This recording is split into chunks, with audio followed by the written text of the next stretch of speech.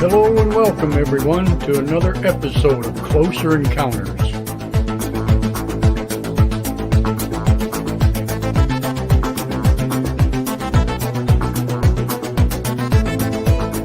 I am your host, Clarence Mitchell, coming to you live from somewhere, Minnesota.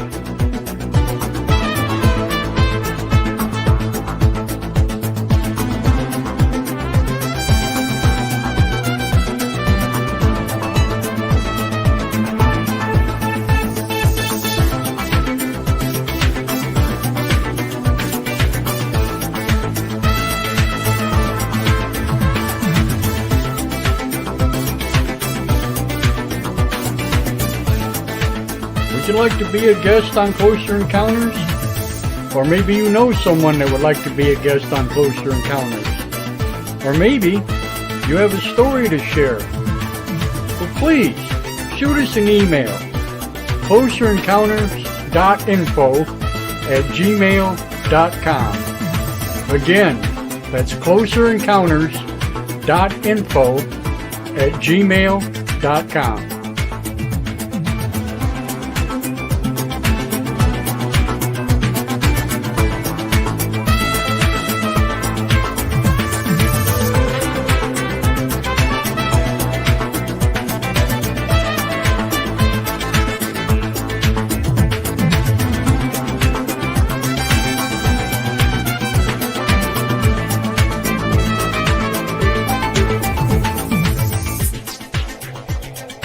For everything Closer Encounters, updates, all things going on, check us out, www.facebook.com/Closer Encounters Radio. Again, www.facebook.com/Closer Encounters Radio. And please don't forget to like, follow, and share.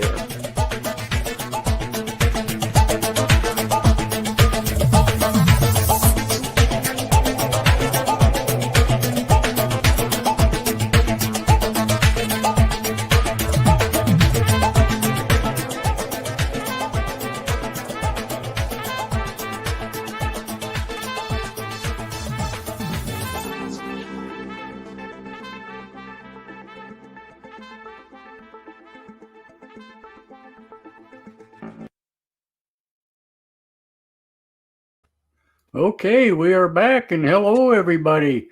Welcome back to Closer Encounters. Today we have a very special guest, Mr. Michael Feeley. How are you, Mike? I'm very well, thank you. It only seems like a few moments since we spoke. Just a few days, yeah.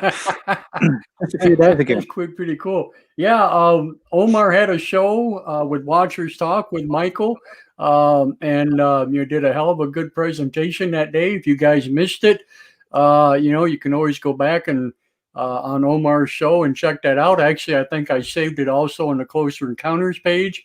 It was pretty awesome show.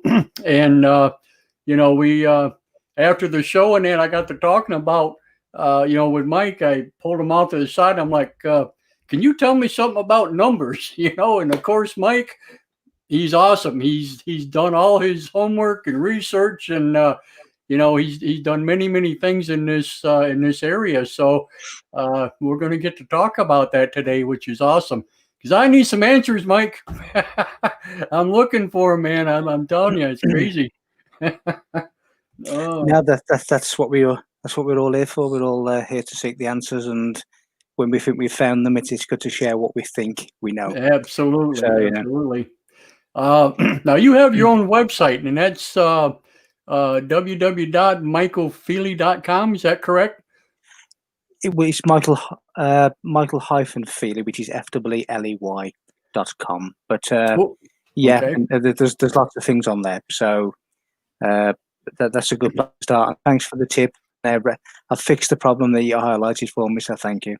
Okay. Yes. Yeah, I was going through it because I'm looking for pictures to throw up for thumbnails and stuff, and so I thought, wow, what a better place to get them than right off your website, right? And the homepage was just white. And I'm like, oh no, what's Yeah, going on? You know? yeah. So I thought I better It's shoot not. a quick message. No, But thank it you. Otherwise, happened. I probably wouldn't have realised for a week or so. Yeah, it's not unusual for little gremlins to creep in. So thank you for that. And touch wood, it's now all sorted again. So thank you. Not a problem. We will later on. We'll put that regular link down in the description for everybody to catch that, and of course you can catch it on the Closer Encounters page. You know, I mean, he's everywhere. So uh, a great author. He's got many books. How many books you got out now, Mike? There's quite a few ebooks. I think there's 8 paperbacks and there's 2 in writing simultaneously, which is the Serious Point, A Gateway to the Gods, which talks about certain things that I've discovered about Egypt and places in Egypt that's not particularly well known, but it complements the 3 main pyramids. So that's the Serious Point, and also the Secret Christ, which goes a lot into religions. And of course, when you look into ancient Egypt, you realize that ancient Egypt became the future Hebrew and Kabbalah, which then became the future Christianity. So the Bible is actually written within the Giza Plateau. So that really is the original Bible. That's amazing, amazing stuff. So yeah, I suggest if anybody wants to learn about any of this or whatever, by all means, please check it out. Really good stuff. Now we had you on a show here a few months ago. It was a 2-day special that we ran, and you gave a quite lengthy presentation that day, which I thought was just awesome. So I recommend anybody that wants to actually see him in action and listen to what he's doing and his works, go back and archive, in our archives, and you can catch that on Closer Encounters page, and you can also, I believe it's on Omar's Watchers Talk page and stuff like that. It was shared all over. But go back and watch that and watch his presentation. It's just, he's got some awesome stuff there. So I can't say enough about it, Mike. You're just, right there, man. Good stuff. Really good stuff. Let's see. Thank you. It's nice to have an outside opinion. Well deserved. I want to say hello to Rob Yax, who is with Full Spectrum Universe. I see he's in the house there. Rick's Realms with us. We got somebody here is called Facebook user. Sometimes, for whatever reason, certain parts of Facebook doesn't show people's names. I don't know why. Scruffy is with us. Hello, Dawn. Hello, dear. How are you? Yeah, we got a pretty good little audience going here. So, of course, the longer we go, the more we'll have, and which is awesome. So good deal. But anywho, one thing, Mike, I got to ask you before we get into the main topic here. I noticed a couple of days now, there's been a rash. I say a rash, but there's been at least 1 or 2 major crop circles that's popped up in the UK there. Do you have any deal on that, or have you checked in on them or found out what's going on there? Well, yes, I've not actually seen all of the new crop circles. I will take some time out to look at those. But basically, when you look at the planet Saturn is a gigantic radio system, and there are messages being sent from the rings of Saturn, which are being used as like the strings of a guitar. And when NASA have actually slowed them down and then sped them up again by 12 tones, they've actually become some kind of extraterrestrial message. Now, what is happening? The reason that a lot of these things are happening around Stonehenge and Avebury in the UK is because Stonehenge is the radio receiver for these messages, and that is why we have a lot of these crop circles around that kind of area. Now, what happens is the crop circles are merely a pictorial of the sound of the environment. So when these messages are coming in from Saturn, Stonehenge is picking them up, and the sound is basically being transmitted into a picturesque or pictorial message. Now, within these crop circles, each different shape has a different sound, and each crop circle has what is known as a diatonic ratio. A diatonic ratio is is a sound that is not entirely within sort of the natural sound of the earth. So what we have is messages hiding within sound waves. Now, when you are able to extract those messages from the sound wave, it becomes letters and sentences and a language. And of course, the masters of sound who would use Stonehenge in the ancient past would be able to decipher what these messages were. So they're messages from predominantly Saturn, and they're being picked up by Stonehenge, and the sound of the environment is creating these pictorials. So they do contain diatonic ratios. Now, just to give you an example of the likes of the famous composers Mozart and Bach, they actually used to put messages within their symphonies, and they used to send messages by sound waves to their families. Now, their families were able to decipher, extract the letters and the sentences from the musical symphonies, and they would be able to put together a message. So they're basically a communication through sound. That's fantastic. Wow, I never knew that about Beethoven and Bach. Wow. Yeah. Wow. Well, it makes a lot of sense. It really does. That's awesome. Cool. Okay. Well, while we are here, today's topic, of course, is numbers. Numbers. What do the numbers mean? So here's here's what I want to show you, Mike. Now, I did show this before. I was on a show with Rob Yachts. He interviewed me and stuff, and we were talking about my my particular ordeal, with my visitation that I had back years ago. And the subject came up about today, how I'm still being kind of communicated with, with, excuse me, with certain things, have been going on. And it seems like forever. I mean, it's been a long, long time that, especially like on my cell phone and different clocks in the house and stuff like that, I get these number sequences, and I'm having a rough time trying to figure out what they actually mean. Now, yesterday, or this is what is today's date? The 9th. So this is on the 8th of August. Of course, it doesn't tell me AM or PM, but it doesn't really matter. But this is from yesterday. Let me see if I can bring this in full screen for you here. Back this up a little bit. But this 12, is what 12, I'm 12. Getting. Yeah, this is 12/12.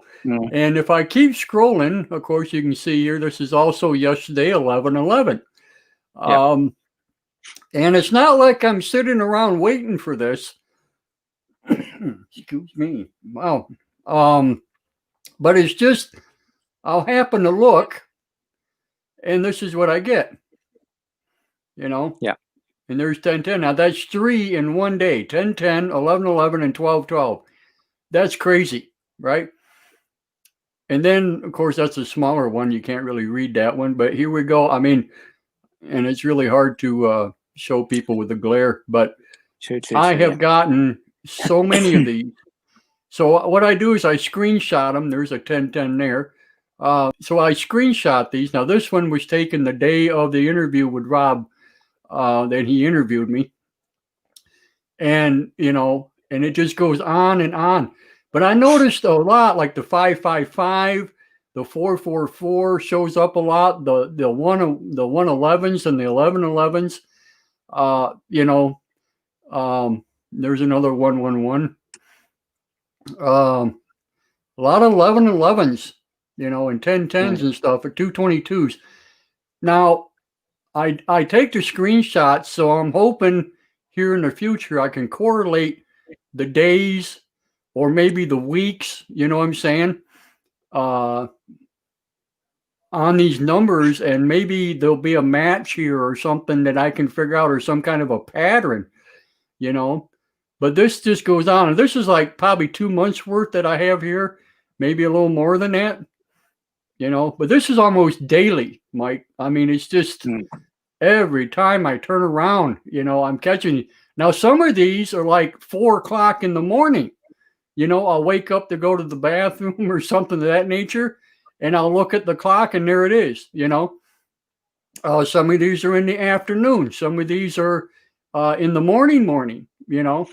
Um, it's just ridiculous. But this is the amount that I get here.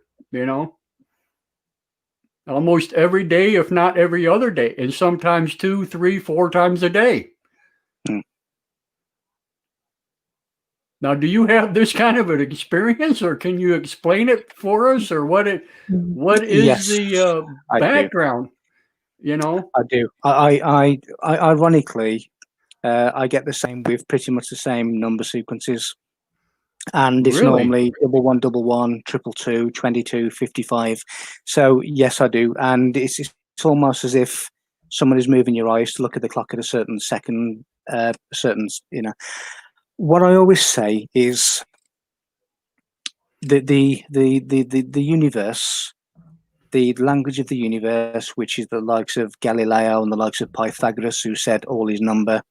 What they realize is that the language of the universe is mathematics, and within that mathematics, you also have sacred geometry, which also relates to mathematics. Now, what I always say is, if I catch the plane now, of course, without a mask, but if I catch the plane now and I go to Japan and I land in Japan, would I be really surprised when somebody spoke Japanese to me? No, of course not.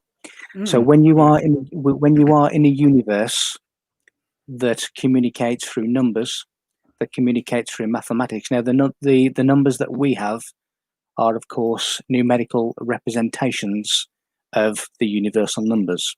So we are basically, man didn't create numbers, but man discovered them. And when you have a universe that speaks with mathematics, it's hardly surprising that we are getting messages through mathematics. Now, for me, as I say, I see all the time. I see 222, I see 555, I see 1111. In a dream state, in a sleep state. Recently, I just received a numerical sequence which just showed me a symbol, which I found out to be a square root symbol, Mm. and 937. So really, all I had was the square root of 937. Now, it took me the whole of the next day to work out what that message really meant. Now, when I looked into the square root of 937, ironically, it took me all the way to the hexagram, it took me to the bee, it took me to the beehive, and it took me back to the royalty of ancient Egypt, which is no great surprise because I look into ancient Egypt quite deeply. I'm related to Queen Scotia of Egypt, Mm-hmm. who basically recreated the Irish king's bloodline, which is my bloodline. So there was a lot in there. Just the square root of 937 took me on a trail back, and he took me back to ancient Egypt. Now, the bee is quite important in many ways, even in Roslin Chapel in Scotland, which again has Knights Templar connections. The temperature of Roslin Chapel is actually the temperature of the gestation of the beehive. Now, when it actually hits that temperature, it gives off a sonic of 432 hertz, and 432 hertz is a frequency that releases DMT, which is a psychedelic serum within the pineal gland of the eye. So it's really talking about a consciousness thing. So the numbers that you are seeing are the same numbers that I see. Now, when you look at the likes of 333, well, that can take you to 1,000,001 places. The number 33, the number 333 can take you. It can take you to Roswell, which is on the 33rd parallel. It was a deliberate crash site. It can take you into Jacob's ladder. The 33rd mention of Jacob's ladder in the Bible talks about Jacob's ladder, and Jacob's ladder is the spine, which has 33 vertebrae. The number 33 can take us into Atlantis. It can take us the age that Christ died. It can take us into Freemasonry. It can take us into New Mexico, because the numerical value of the word New Mexico is 111. If you times that by the number of numbers, 111 times 3 becomes 333. Now, Jesus, I go into a lot about who Christ was and who Jesus was, and it was never It was never a physical man. It's a metaphor. But when you look at the Bible, you see that Christ talks about himself as the third person. So what is the third person? Well, the third person really within the Trinity is the Holy Spirit. Now, the Holy Spirit is really the igneous serpent, which is the fire, which is Kundalini. And that is really which goes up Jacob's ladder, which is the spine, and it activates all your chakra systems, 7 chakras, which is really the meaning of the 7 days of creation, which is really the meaning of the Sabbath, because the Sabbath comes from Shabbat, which means the 7. It's the completion of the 7, which is the completion of the second chakra, 7 chakras until you get to the Keter, the crown, and then you get the Eureka moment when you are connected to the cosmos. So we have all of these different numbers, 333, the third. If you look at mathematics, the number 33 or 33.3 is a third. And that is why Christ spoke of himself as the third person, 33.3. When you start looking at the likes of the number 10 or 1010, the number 10 really is harmony in matter. That is why we have the 10 commandments. That is why we have all these relations to 10.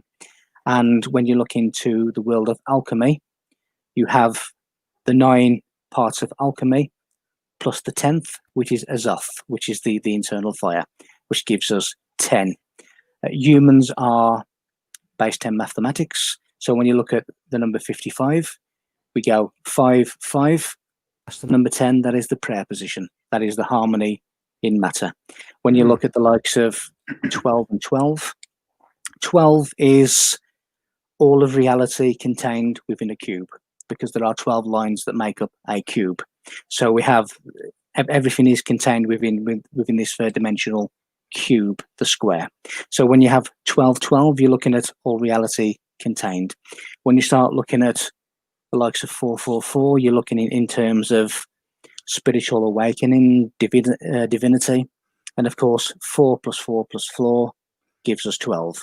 When you look at number 11 or 1, 1 and 22, 2, 2, 2, 11 plus 11 is 22.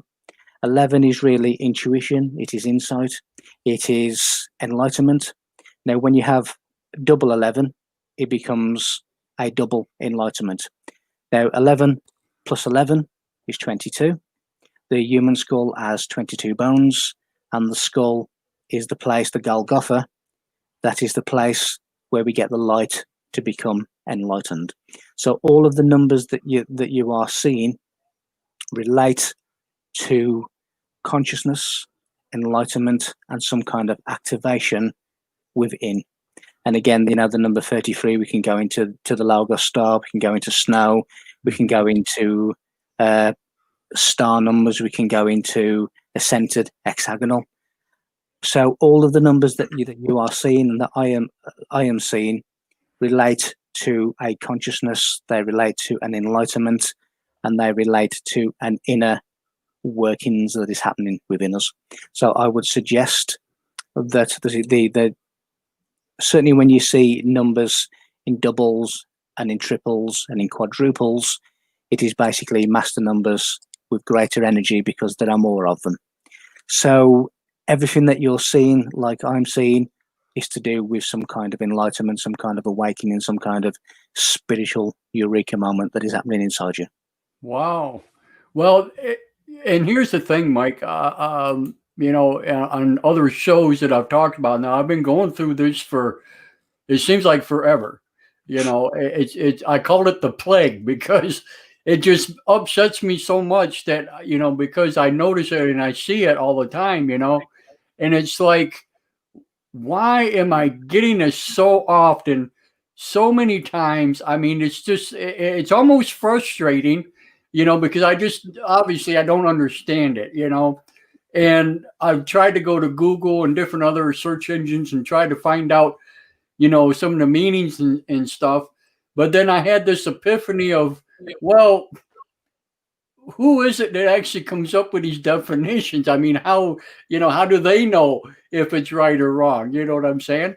Now you're the first person I've heard so far that's given a completely different scenario on this, and it's nothing even close to what I found online, as far as that goes.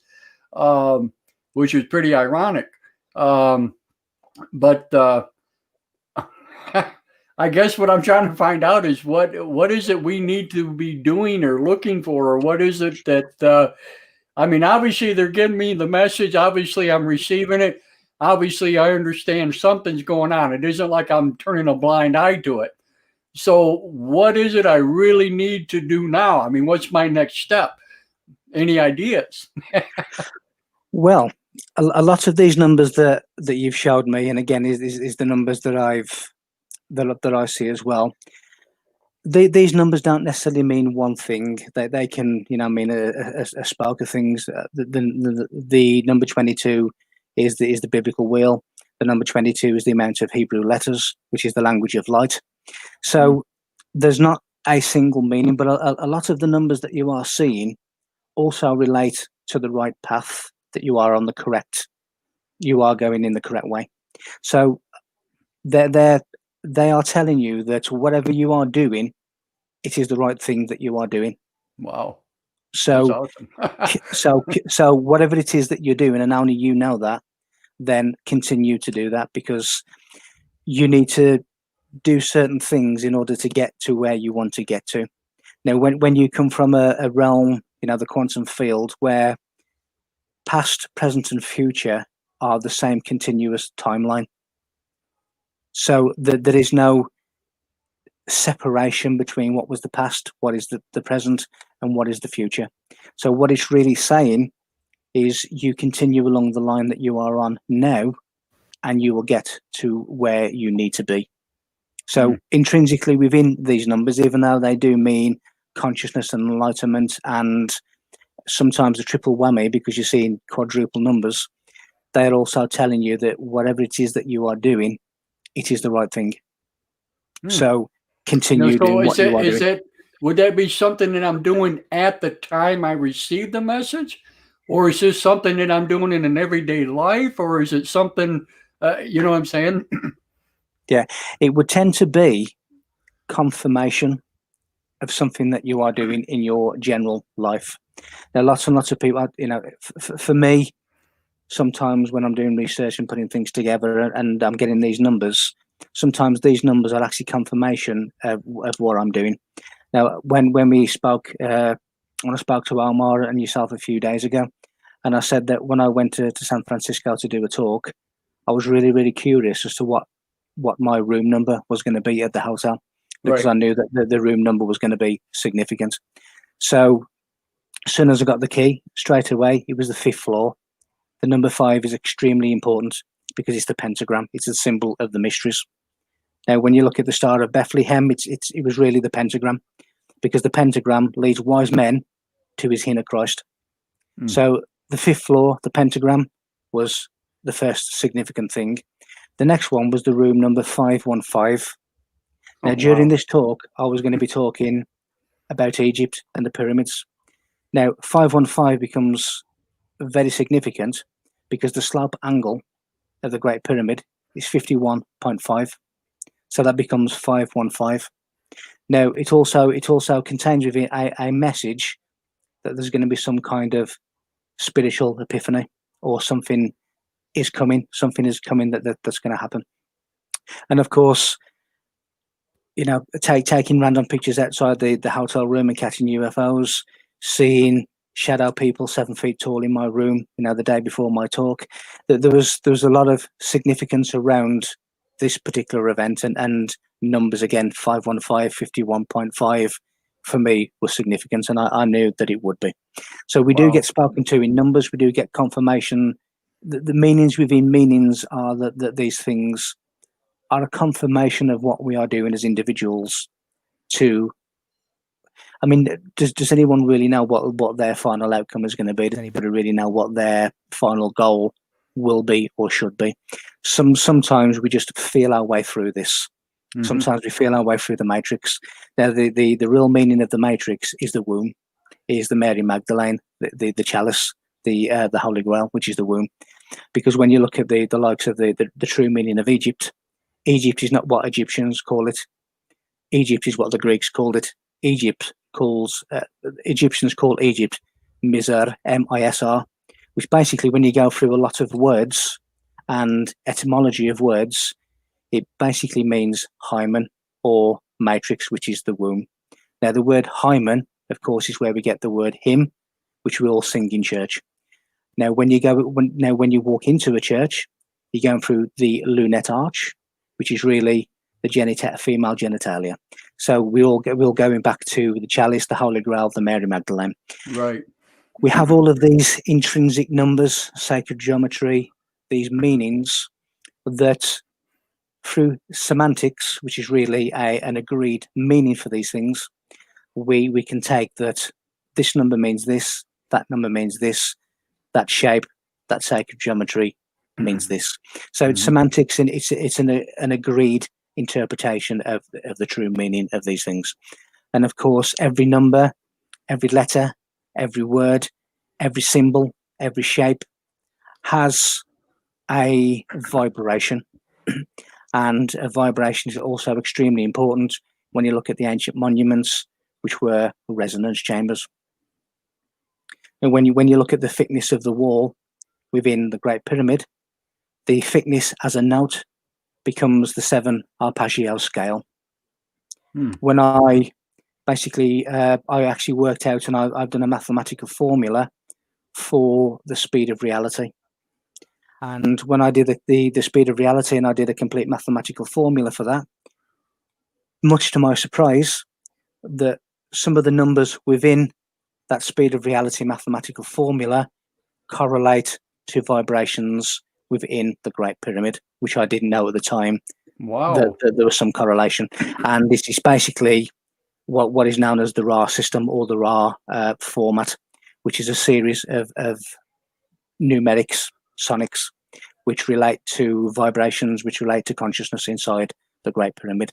And I didn't know at the time that I was working out the speed of reality formula that it related exactly to numbers within the Great Pyramid. Wow.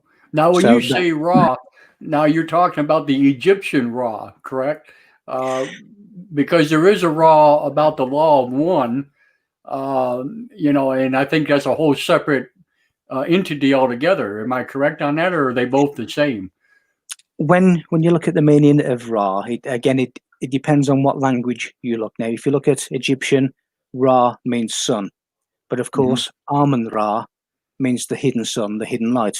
Right. Now, that is really the serpent fire. That is the Christ, which is the Christos.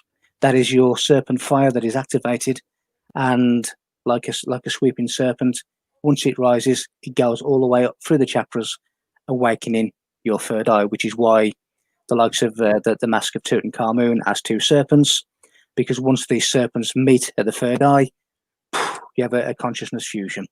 So that they're really talking about that. Now, when you look into Hebrew, Ra is Resh Ayin, which means the eye inside the head. Now, that is talking about that. The third eye. The third eye. So it's the Resh Ayin. So when we, it's all a roundabout way to meaning the same thing. What I've discovered when I've looked at all of these cultures and these ancient civilizations, originally I looked at them as an individual entity. So the Egyptians, the Sumerians, the Mayans, all of these things. The Mayan prophecy, 2112, 21 plus 12 is 33. So again, it takes us all the way back to these coded symbols. But when I looked at all of these different cultures all over the world and even beyond, what I found was that they were not individual entities. They were all, basically, they were all connected by the theme of a message. They were all connected by mathematics, because every single monument on the face of the earth, the main structures of the earth, have been encoded within 2-dimensional coordinates, which is longitude and latitude. They've marked their exact location through numbers on planet Earth. They have also marked through numbers the exact location of other important monuments on Earth. So the Giza Plateau tells you how to find Stonehenge. Stonehenge tells you how to find the Giza Plateau. The famous face on Mars tells you how to find Stonehenge. The Great Pyramid tells you how to find Sardonian City on planet Mars. So we have this mathematical correlation that is impossible to be a coincidence.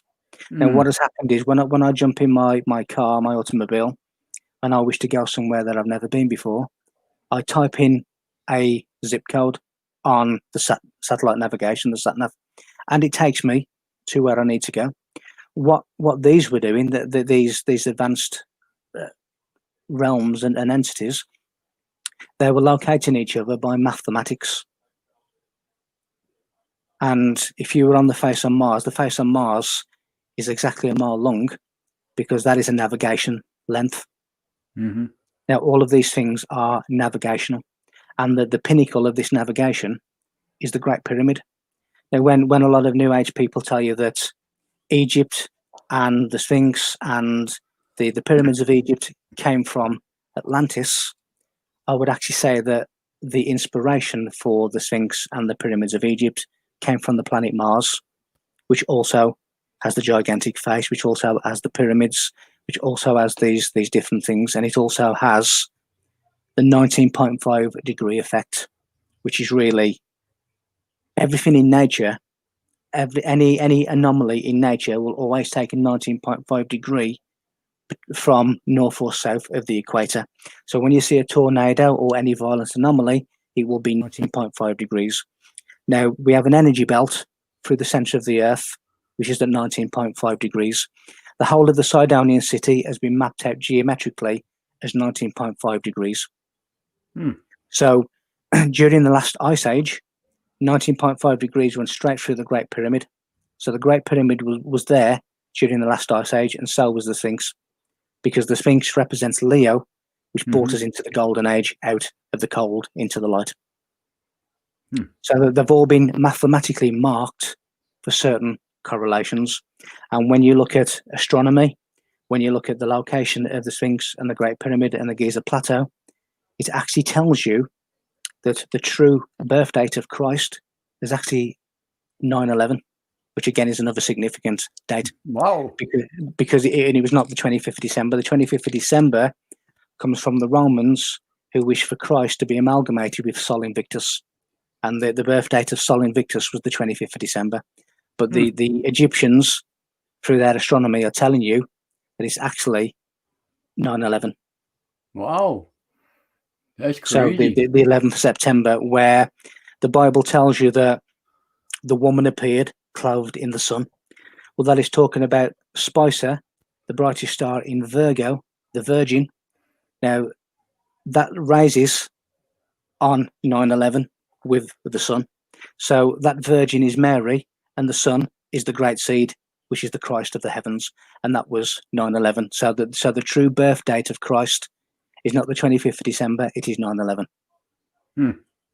But all of these, even when we look at dates, it still contains numbers. When we look at the stars, they are still geometry, which is numbers. When you look at Einstein's theory of relativity, it talks about everything being a frame of reference. So the universe, with all its geometry, is one gigantic matrix of navigational reference. And that falls in with the theory of relativity, because everything is a point of reference, which is either inertial or non-inertial. But both are a plane, a frame of reference. Wow, that's amazing. So the creator of the universe is not the gods of religion. The creator of the universe is a supreme mathematician. Wow. That's just amazing.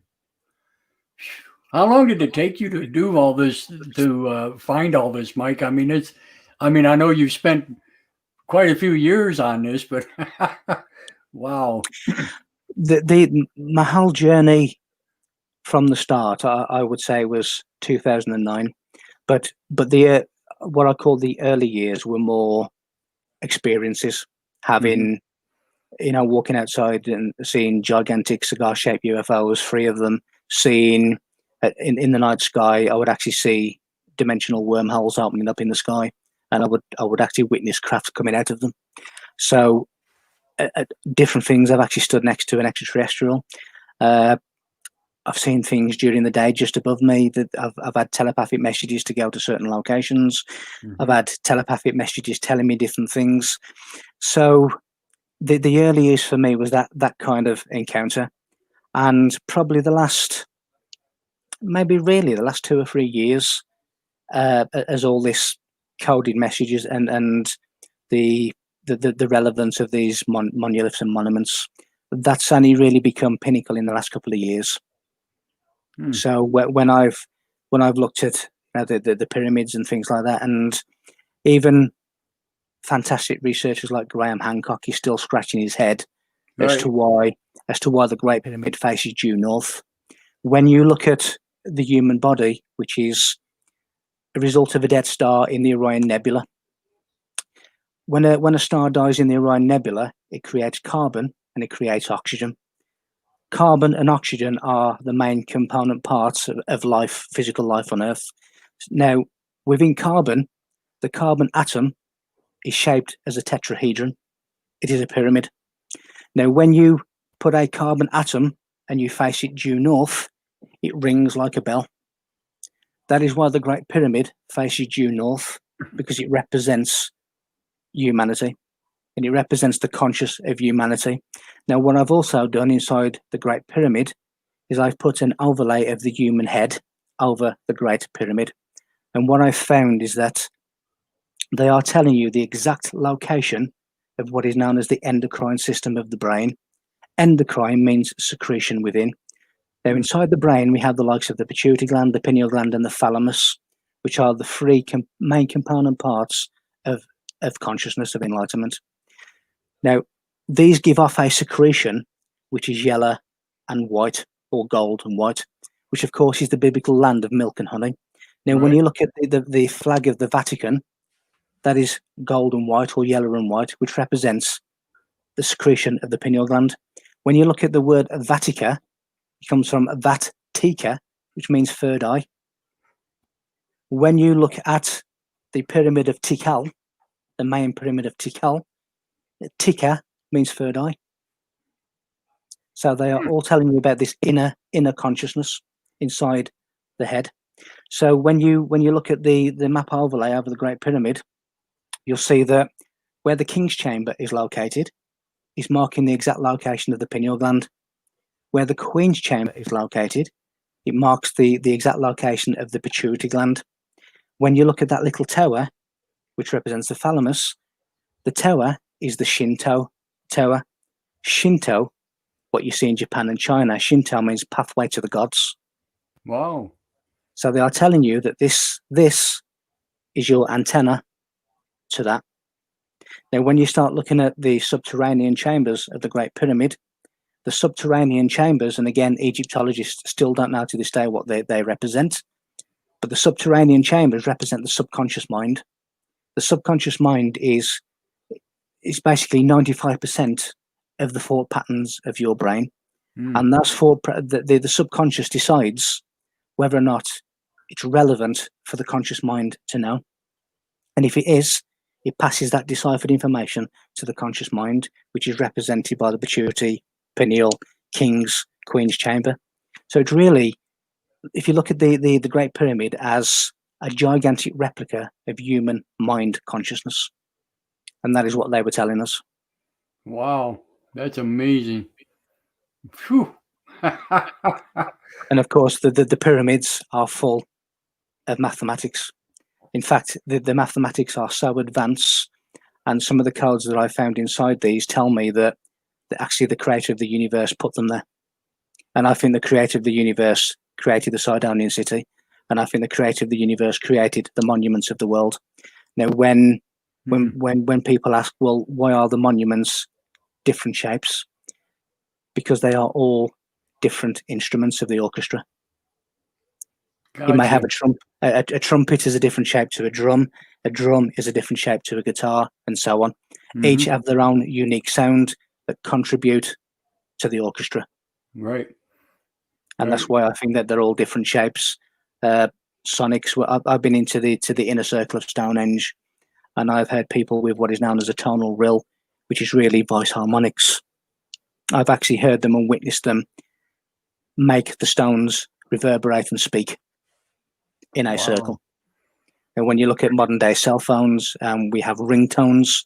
Well, these were ring stones because they were reverberating and speaking, and they are crystalline radio waves, which again is capturing the signals from Saturn, the rings of Saturn, and that is giving the appearance of crop circles.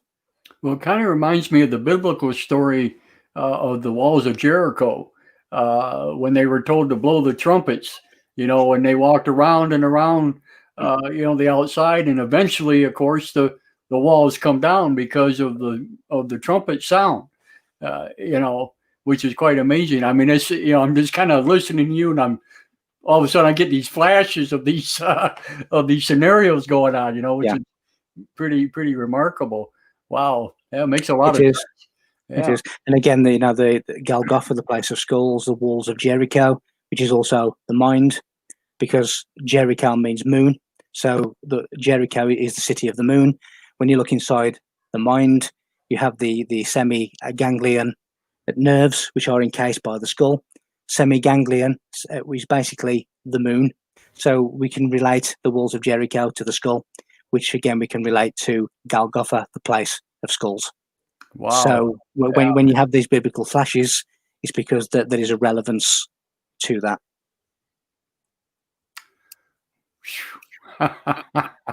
that's I'm just saying, my mind is melting. I'm sorry. I'm just. And again, that is the type of reason that when you go to Easter Island and you see, again, these statues from foot to head are 33 feet. So there's that number again, 33. 33, right? But we can only see the heads. Why can we only see the head? What is the message that we can only see the heads of Easter Island? Well, first of all, they're all facing east, which is the sign, the location of enlightenment. The sun rises in the east. When you look at why are just the heads showing, because they are telling you to concentrate on the divine mind, not on a body of senses, but on the divine mind. Now, the divine mind speaks for itself. That is why you can only see the head, because that is the divine mind. They do not want you to concentrate on a body of senses, because a body of senses keeps you in this third dimensional realm. Mm-hmm. So they are telling you to not concentrate on a body of senses, but to concentrate on your divine mind, which is your aerial, your connection to the cosmos, to the ether, to the fifth element. Oh, that's amazing. And then there's so many logos we see in modern day society that are telling us about the pentagram, the fifth element, the ether.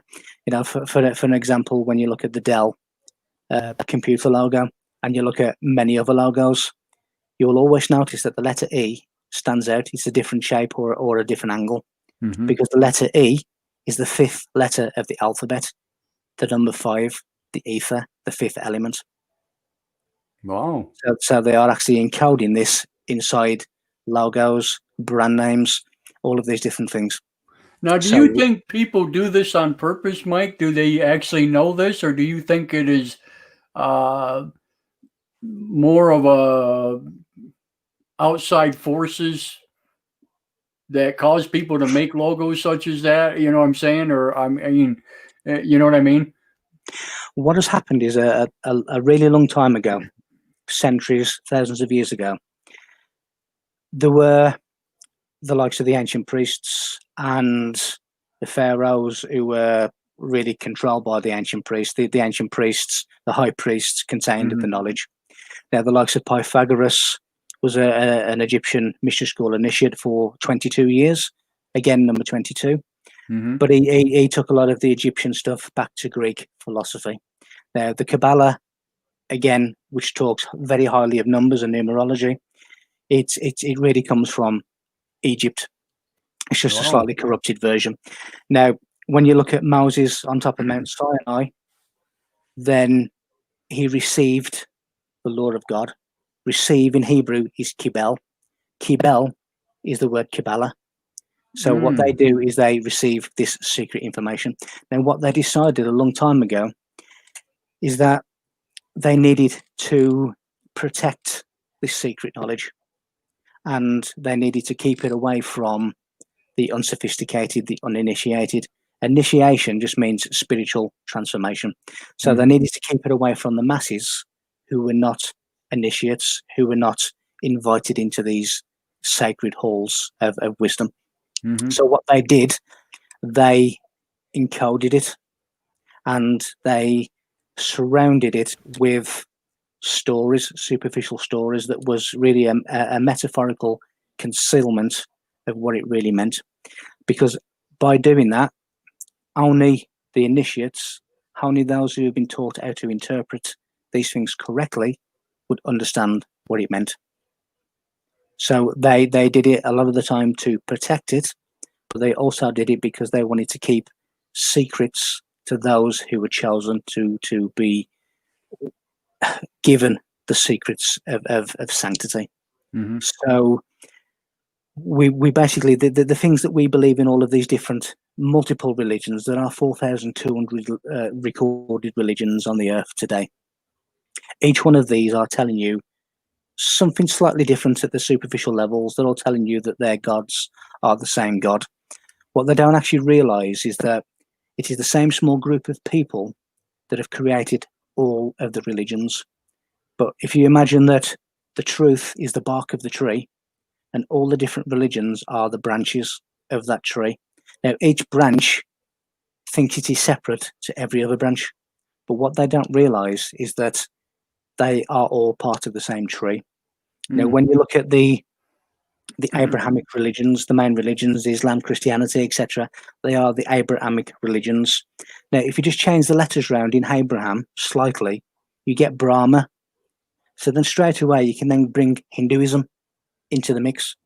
When you start looking at all these different religions, when you start looking at Yahweh, which is really the Hebrew version of the Latin Jehovah, right? They are serpent gods of the Levites who created Christianity, because Leviathan means serpent, and they created all these different things like the Alphites, which again became a schism of Judaism. When you look at Islam and you look at the Mecca and Mecca, and they worship Mecca, and that is a black cube, and it's the same black cube that Jews wear on their third eye. Now, it is the same black cube that fits perfectly into the hexagram of the North Pole of Saturn. Now, so all of these Semitic religions are satanic religions, or Saturnalia religions. So Islam is really Judaism. Christianity is Judaism. Wow. You can look at the Abrahamic religions that then incorporate Hinduism. So you have all of these. When you look at Allah, Allah comes from Ella, which means oak tree. Now, the significance of the oak tree, it is the axis mundi, which is the tree, the world tree, that connects the earth to the heavens. So the oak tree is the most sacred of trees, that is meant to contain the knowledge of every other tree. So where is that significant? Well, then you bring Druidism into it, because the word Druid means oak knowledge. Huh, So wow. straight away, we've now connected Islam, Allah, and Druidism. All of them, yeah. So they are all part of the same esoteric creation. Then when you start looking at Muhammad comes from Mahomet, which means prophet, but Mahomet comes from Baphomet. Now, Baphomet, now the goat, is seen as the symbol of Satan, but it wasn't originally the symbol of Satan. It was originally basically the oracle, the temple, the hippocampus. It is the father of the temple, the hippocampus, which is enlightenment. So when we see the likes of Neptune and Poseidon riding seahorses, hippocampus means seahorse. But because Poseidon stroke Neptune are the ruler of waters, are the rulers of the sea, that also incorporates the pineal gland, which is in between the left and right hemisphere, which is surrounded by the cerebrospinal fluid. So it is the sea. So the hippocampus being ridden by Poseidon or Neptune is telling you that they are in control. The hippocampus, the oracle, is in control of your enlightenment. So it's all the same thing. Now, when you look at Atlantis, the island of Atlantis, the human spine, 33 vertebrates, the 33rd vertebrae of the human spine is known medically as Atlas. Atlantis means the island of Atlas. So what it's really referring to is the head. Now, when you look at Plato's description of Atlantis, he tells you that it is the island that rules 7 islands. So what does that really mean? Again, the pineal gland in between the 2 hemispheres, surrounded by cerebrospinal fluid. So your pineal gland, your master gland, is an island. It is the island that rules 7 islands, which are the 7 chakras. He's talking Atlantis. He's talking about enlightenment. Enlightenment, yeah. So when you talk about the reactivation of Atlantean crystals between the pituitary gland, and the pineal gland, there is a region of the brain called the crystal palace. That is the Atlantean and Lemurian crystals, because Lemuria is the pituitary gland, and Atlantis is the pineal gland. He's talking about enlightenment and human enlightenment, and every single culture that I've ever looked in, which is the most famous ones. When you look at the Anunnaki story, I found this within the Anunnaki story. It is talking about genetics. It is talking about human potential through transformation. You know, when you see the Anunnaki and people see this thing that looks like the solar system with the sun in the middle, and they're convinced that it's the solar system. It's actually the nucleus of an atom. It's called the hexagram 11. Now, inside each nucleus, there is basically a nuclear explosion, either a fusion or a fission of nuclear energy inside the nucleus of an atom, and that is what that is describing. Now, when you start looking at the likes of the names of the Anunnaki characters, Anunnaki really means life from the sky. Now, through panspermia and things like that, that is talking about ourself. When you look at the chief god Anu, Anu means atom. When you look at Enki and Enlil, they are the Sheti, the serpent brothers, which is the negative and the positive serpent, which is the double helix of DNA, which has a positive and a negative twist. When you look at Alalu, he was meant to have been the supervisor of the gold mining expedition, and it's said that he's the face on Mars, but Alalu means wave genetics. And what wave genetics are basically spins, just like planets are formed, but that's how DNA is formed, and that is Alalu, that is wave genetics. So the whole of the Anunnaki story is also talking about human genetic potential. DNA. DNA. Now, when you look at the knowledge of the ancestors, our ancestral knowledge gets passed through our genetic line. That is in the X chromosomes, planet X, because that is where your ancestral knowledge comes through your bloodline, and that is why the likes of royalty, Egyptian royalty, modern day royalty, will only marry into their own family, because they believe that through haplogroup DNA, that sacred knowledge is going from their generation to generation to generation, and they are retaining this sacred knowledge through their blood, through their genetic line. And that is why when we go to the likes of the Oscar ceremony and we see red carpets, that is symbolic of this genetic sacred knowledge line through blood. So every single one, Quetzalcoatl is really Kukulkan, which means the serpent at the base of the spine, Kundalini. We have every single culture that I have gone to and looked into and analysed, I've found that it all comes back to the same place, which is human enlightenment, human consciousness, and human potential. Well, that's amazing that it's all connected like that. You would never think that, because there's so much of it. You know, you would think they all would have their own separate deals, but what you're saying is everything that we know of like that is all connected into one exact place, and eventually it all winds up there. Yeah, it does, and none of these monuments were a separate monument. They were all individual pieces of a gigantic jigsaw, and they were all put on top of magnetic ley lines, electromagnetic ley lines, which are really light. And when you look at the stars, and recently I woke up in the early hours of the morning and in my bedroom there was a star map, and the stars were connected by white lines. And there was like a really prominent individual star that was brighter than all of the others. But I was subsequently told not to bother looking for it because it's not yet been discovered. And I was also told that the white lines that connect the stars are light lines, which are the equivalent of earthly ley lines, which are energetic connections. So what you have up there and what you have down there is the exact same. Now, what I've also talked about in The Serious Point, which is one of the books that I'm doing now, I talk about how certain star alignments are creating portals and gateways. And I talk about the Silver Gate and the Golden Gate, hence the reason you have a Golden Gate Bridge in San Francisco. But you have a Silver Gate and a Golden Gate. The Silver Gate is within Orion, and the Golden Gate is just across the sky. But Sirius is the guardian. Semiramis, Isis, which is Sirius A, is the guardian. Now, when you look at all of these alignments, you see that the three main pyramids are aligned to Orion. You see that the lost pyramid in Abu Rawash is aligned to Sirius, and you see all of these different alignments. Now, what is pinnacle is when we have these alignments. Now, the Egyptian word for star is Sabah, which means doorway, gateway. So they're talking about portals.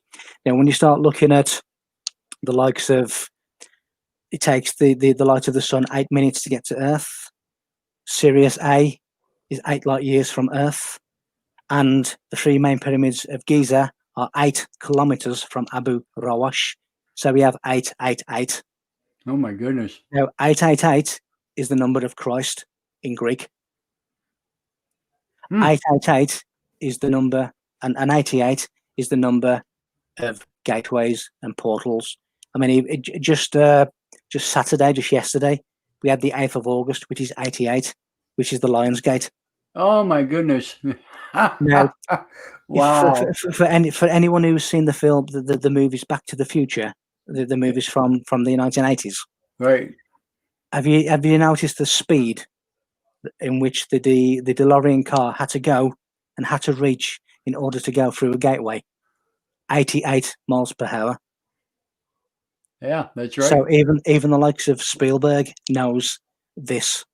Well, I always said he knew a lot because of Closer Encounters and stuff of the Third Kind and different other stuff that, you know, obviously there are people here that definitely know, you know, certain things. No doubt about that. When you look at the end of that movie, Close Encounters of the Third Kind, which is probably one of my all-time favorites. Mine too. When you see them doing all this at the end, through sound, that is the solfeggio scale, or 5 notes of the solfeggio scale. So do do do do do. It's the solfeggio scale of notes. Now, what those 5 notes that were chosen represent is spiritual influence of mankind. Wow. So what he's saying is, through the connection to higher entities, it is a spiritual influence and spiritual inspiration for humankind. And that is what that solfeggio scale and the hand symbols are representing in that particular movie. Wow, that's amazing. And of course, who was it? Yeah, I'm sorry, I'm glitching out on his name here, but Heinrich was part of that show. He, you know, was there where the ships come down, and you know he's standing there with his pipe, and you know whatever. A lot of people didn't know that, you know, until later on, of course. But yeah, Project Blue Book and all that. So he was, you know, in the movie and stuff himself. It was quite remarkable. But he was. And when I was in San Francisco in February, Paul Hynek, his son, was one of the speakers there. So on the Saturday night, Paul was basically telling us about his father and some of the things, and he showed us pictures of himself on the scene of Close Encounters and on the scene of ET and things like that. So it was quite an interesting talk. Wow, that's remarkable.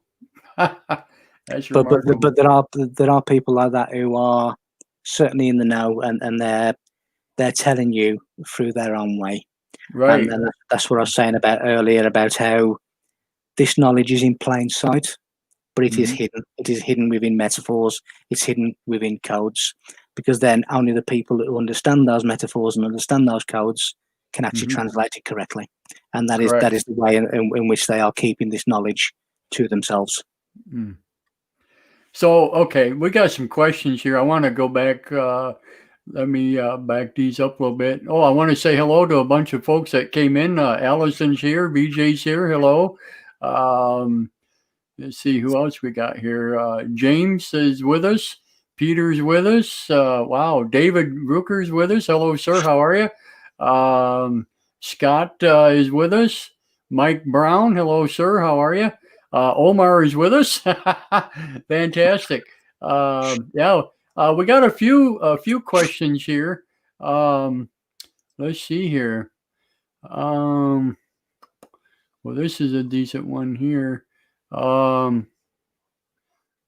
Let's see here.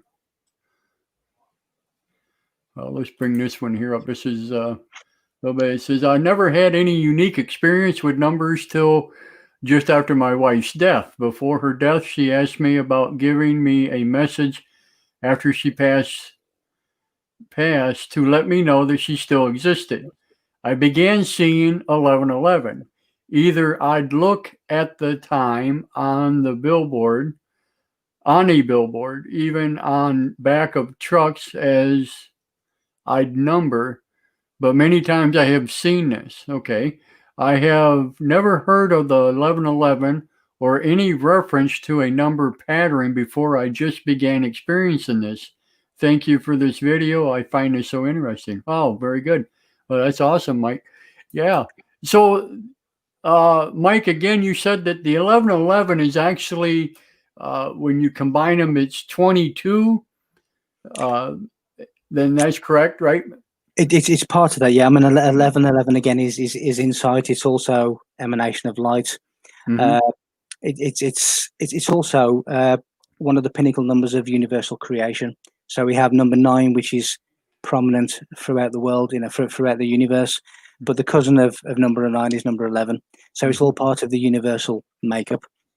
So again, just another hidden clue about number 33 as well. Now, if you have 11, 11, 11, it becomes 33. But the measure of consciousness, universal consciousness, is the meter. It is called the consciousness metri. Now, the meter is 3 foot 3, Right. 3.3, which is 33. 33. Yeah. So that we then go into topology, we then go into a meter.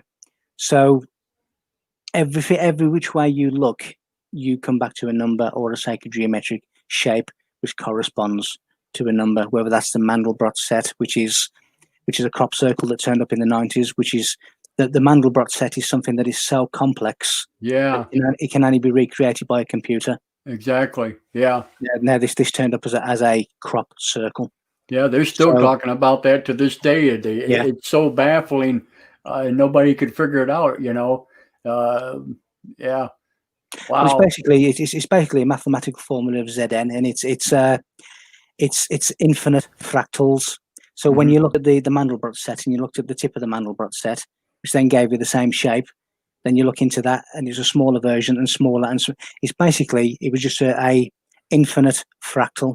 Well, I was just going to say it's like infinity, right? Because it never ends. Yeah. It's complete infinity, and it is so complex that, as I say, it can only be recreated by a computer. So people didn't do this with planks of wood. Somebody said to me on, I think it was Facebook, or that they were saying on a Facebook post that they did this crop circle and they'd created this crop circle, and I simply said, then please tell me how you encoded diatonic ratios inside, and they couldn't answer me. So in other words, they didn't do it, because diatonic ratios are sound frequencies that are containing messages. Mm-hmm. Now, there's only one.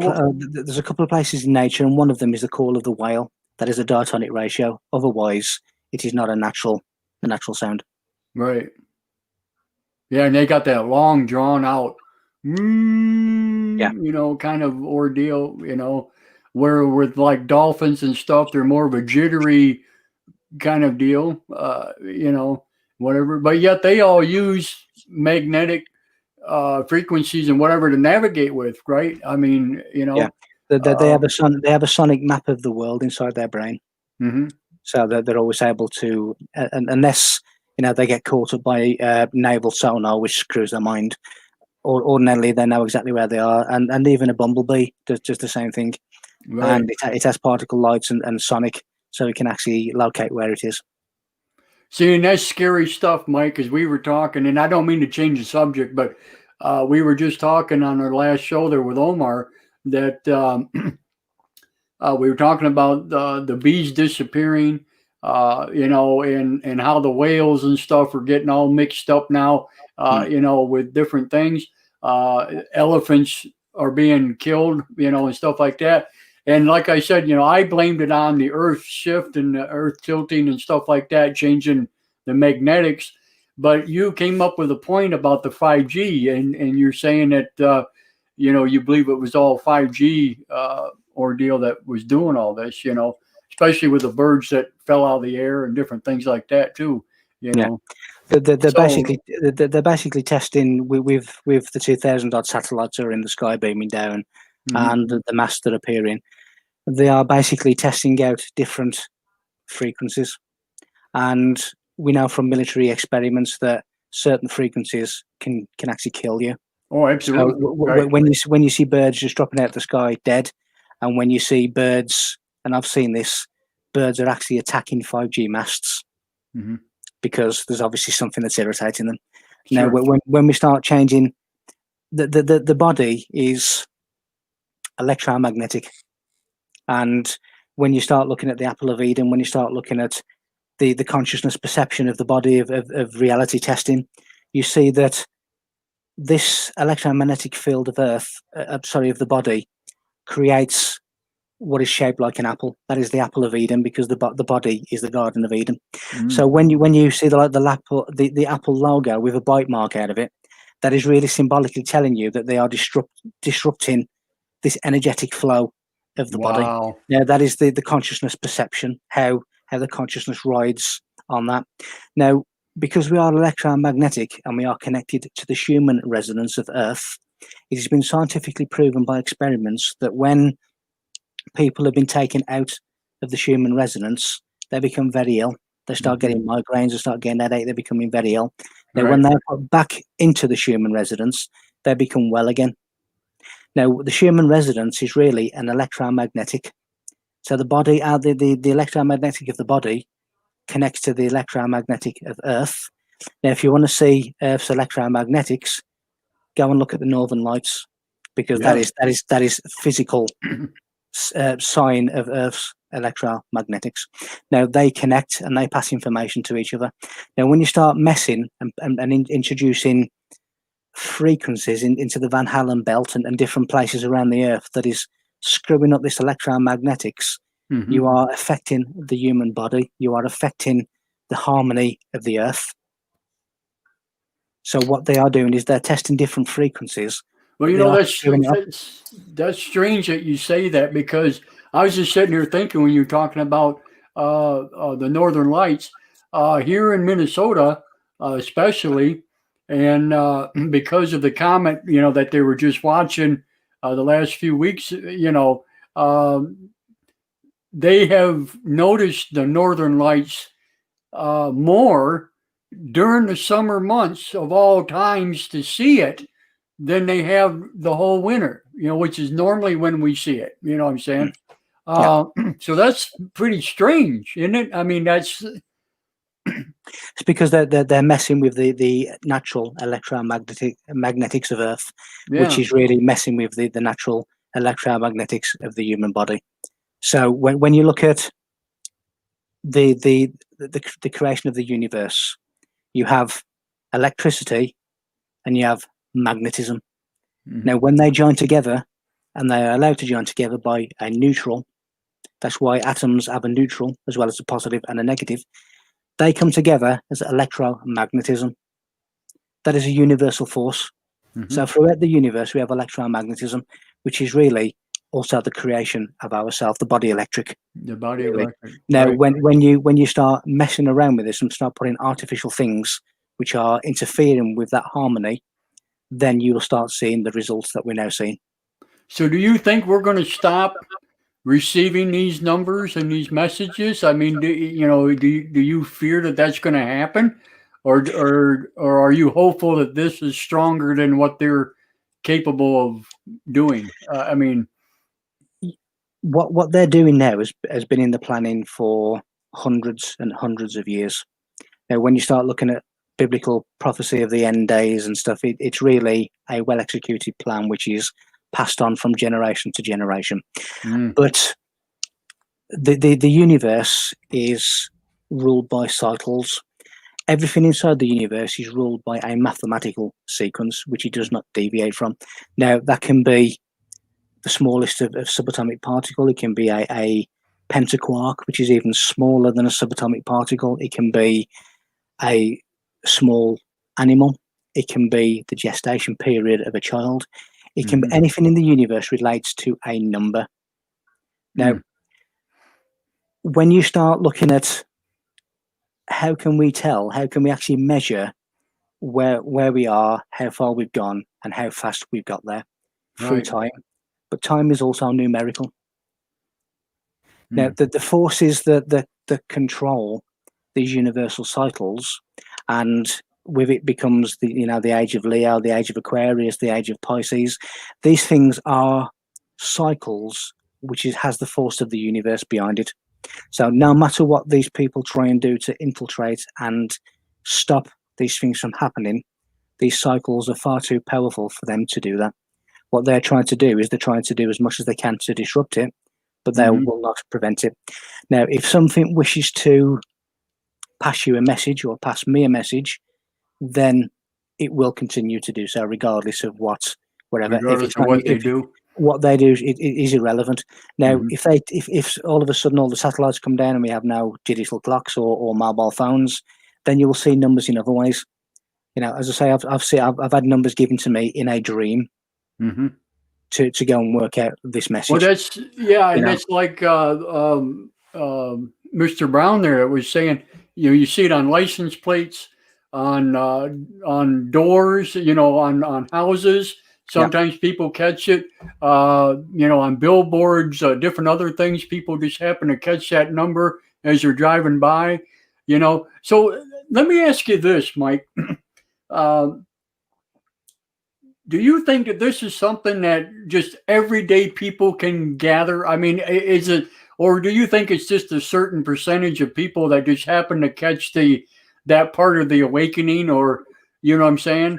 Or do you think that everybody is capable of doing it? They just got to train themselves in order to do it? Or, I mean, what is the deal with that? Nobody's more special than anyone else, and no one has more abilities than anyone else. Some people tend to have a trained eye to spot these things, or they've got themselves into a position where when they do see these things, they recognize that it is a message. Oh, it's so noticeable for me. I mean, it's just I can't help but see it. It's like in my face, right?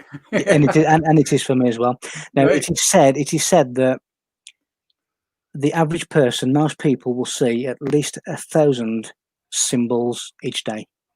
Wow. Now, each one of those symbols has a geometric, numerical, significant message. But because they just think it's a fancy logo or it's just a fancy design, they don't put 2 and 2 together to reach 4. So when you look at, again, the universe and how we have trillions of cells inside our body, each one of those trillions of cells has an individual consciousness, and each one of those trillions of cells each follows a universal law. Now, those trillions of cells that we're sitting here with today are not the ones that we started with. Now, each one of those cells, whether it's a proton, whatever, has every single piece of information of every cell, subatomic particle, atomic particle, across the whole of the universe. So a small proton contains all the information of every single proton in the whole of the universe. Wow. Now, this means that our makeup is connected and is not separate from the informational library of the universe. Some people call it the Akashic records. Some Right, people call it, Akashic records. Right. yep. I call it the quantum data. It's basically, we all have access to every single shred of information that has ever been inputted into the knowledge of the universe, because we are that universe. But some people have separated themselves. Sometimes they've been helped to separate themselves. Why do you think that religions teach people to look outside of themselves? Why do religions teach people of this savior, this outside icon that's going to come back and save them? How many people watching this, or how many people actually in the world, know that the word divine means divide? Wow, I didn't even know that. It comes from Hebrew, Quesem, Qesem. So divine, divinity means to divide. So each of these religions have their divine gods, their divine prophets. But with each individual religion, that divinity is a division. So it's not necessarily a good thing then. No, Yeah. no, because everybody is worshipping something outside of themselves. Right. Now, when you look at the ancient, all the ancient philosophy, it tells you that you don't need anything else other than what you have. When, you know, for those who believe in Buddha, for those who believe in Gnosticism, those who believe in alchemy, whichever strand of esoteric knowledge you wish to follow, it always tells you at its base level that everything that you need is within you. It's and in here. It's in here. This is the temple. Now, the Bible also says, and it gives you these clues, and it says things like, God does not reside in the temple built by man. So in other words, you don't need a synagogue or a church or a mosque. Mosque comes from misgud, which means graven image. And what does the commandment say? Do not worship graven images. Do not worship. Yeah, exactly. And of course, the church carries around these graven images of Christ, which again is a breach of the first commandment. Now, when you look at the first commandment, which is do not worship gods. It says, do not worship any other god before me. Before me or okay, above me. So turn that round and say that to yourself. Do not worship any god before me. That's what it's saying. Do not worship any other god before me. That me becomes you. So in other words, worship yourself. Thou shalt not steal. What does that mean? The people who have stole the sacred knowledge from you are the ones who have stolen. Those are the ones who have stole from humanity, because they have stolen the sacred wisdom of themselves from people. The kingdom of God is within you. Wow, it is all telling you. It's all telling you. But people are not picking up on it because they're worshipping. So when they say thou shalt not cover thy neighbor's house, would that be considered your inner being, you know? Well, or, you know, it is. Well, if you look, what is your neighbor? Your neighbor is something that is close to you. So in other words, you have everything you need there. It's talking about, you know, the same things. It's talking about everything that you could possibly need is within you. It's within You're not you. covered. You know, your neighbor is something that is close to you. It is you. And you don't need to worship anything else. I mean, the word worship actually comes from workship. Workship means to work on your own vessel. So that's what you need to do. So all of these are cleverly manipulated to take people outside of themselves. Because when people are outside of themselves, again, a little known fact that when you have the likes of archons, archon, which means ruler, but then you start looking at the family of root words of archon, and it gives you the likes of hierarchy, monarchy. So really, the royal families are archons, who are rulers. Now that archon goes beyond earth into other planes of existence that are ruling. Now, when people are ignorant, when people they don't realize the sacred mysteries and they don't understand this level of wisdom and knowledge, they have more energy that they are not using. That is food for archons, for things in other realms that wish to feed off them. Wow. So it is really in their interest to keep people at a lower possible level, because then they have more energy, more food for them. Sure. Yeah. They're sucking all the energy out. They're sucking all the energy, and they're doing things cosmically, creating doorways themselves as a result of doing that. So it's in their interest to keep people in the dark, and some, again, biblical phrases like the meek shall inherit the earth. Well, what does that mean? Well, meek is grape. Now, a vineyard is symbolic of higher consciousness. And when we look at shall inherit the earth, that is really talking about eret, which means land. So those with knowledge will inherit the land, which is the promised land, which is higher consciousness. When the Bible tells you that you must fear the Lord, you must fear God, people take that literally, but it's not literal. When you look at the word fear in Hebrew, it is yirah, Y-I-R-A-H. Yirah means to know and understand. So what it's really telling you is that you must understand and know the Lord. You must understand and know God, not fear them, know and understand them. Wow.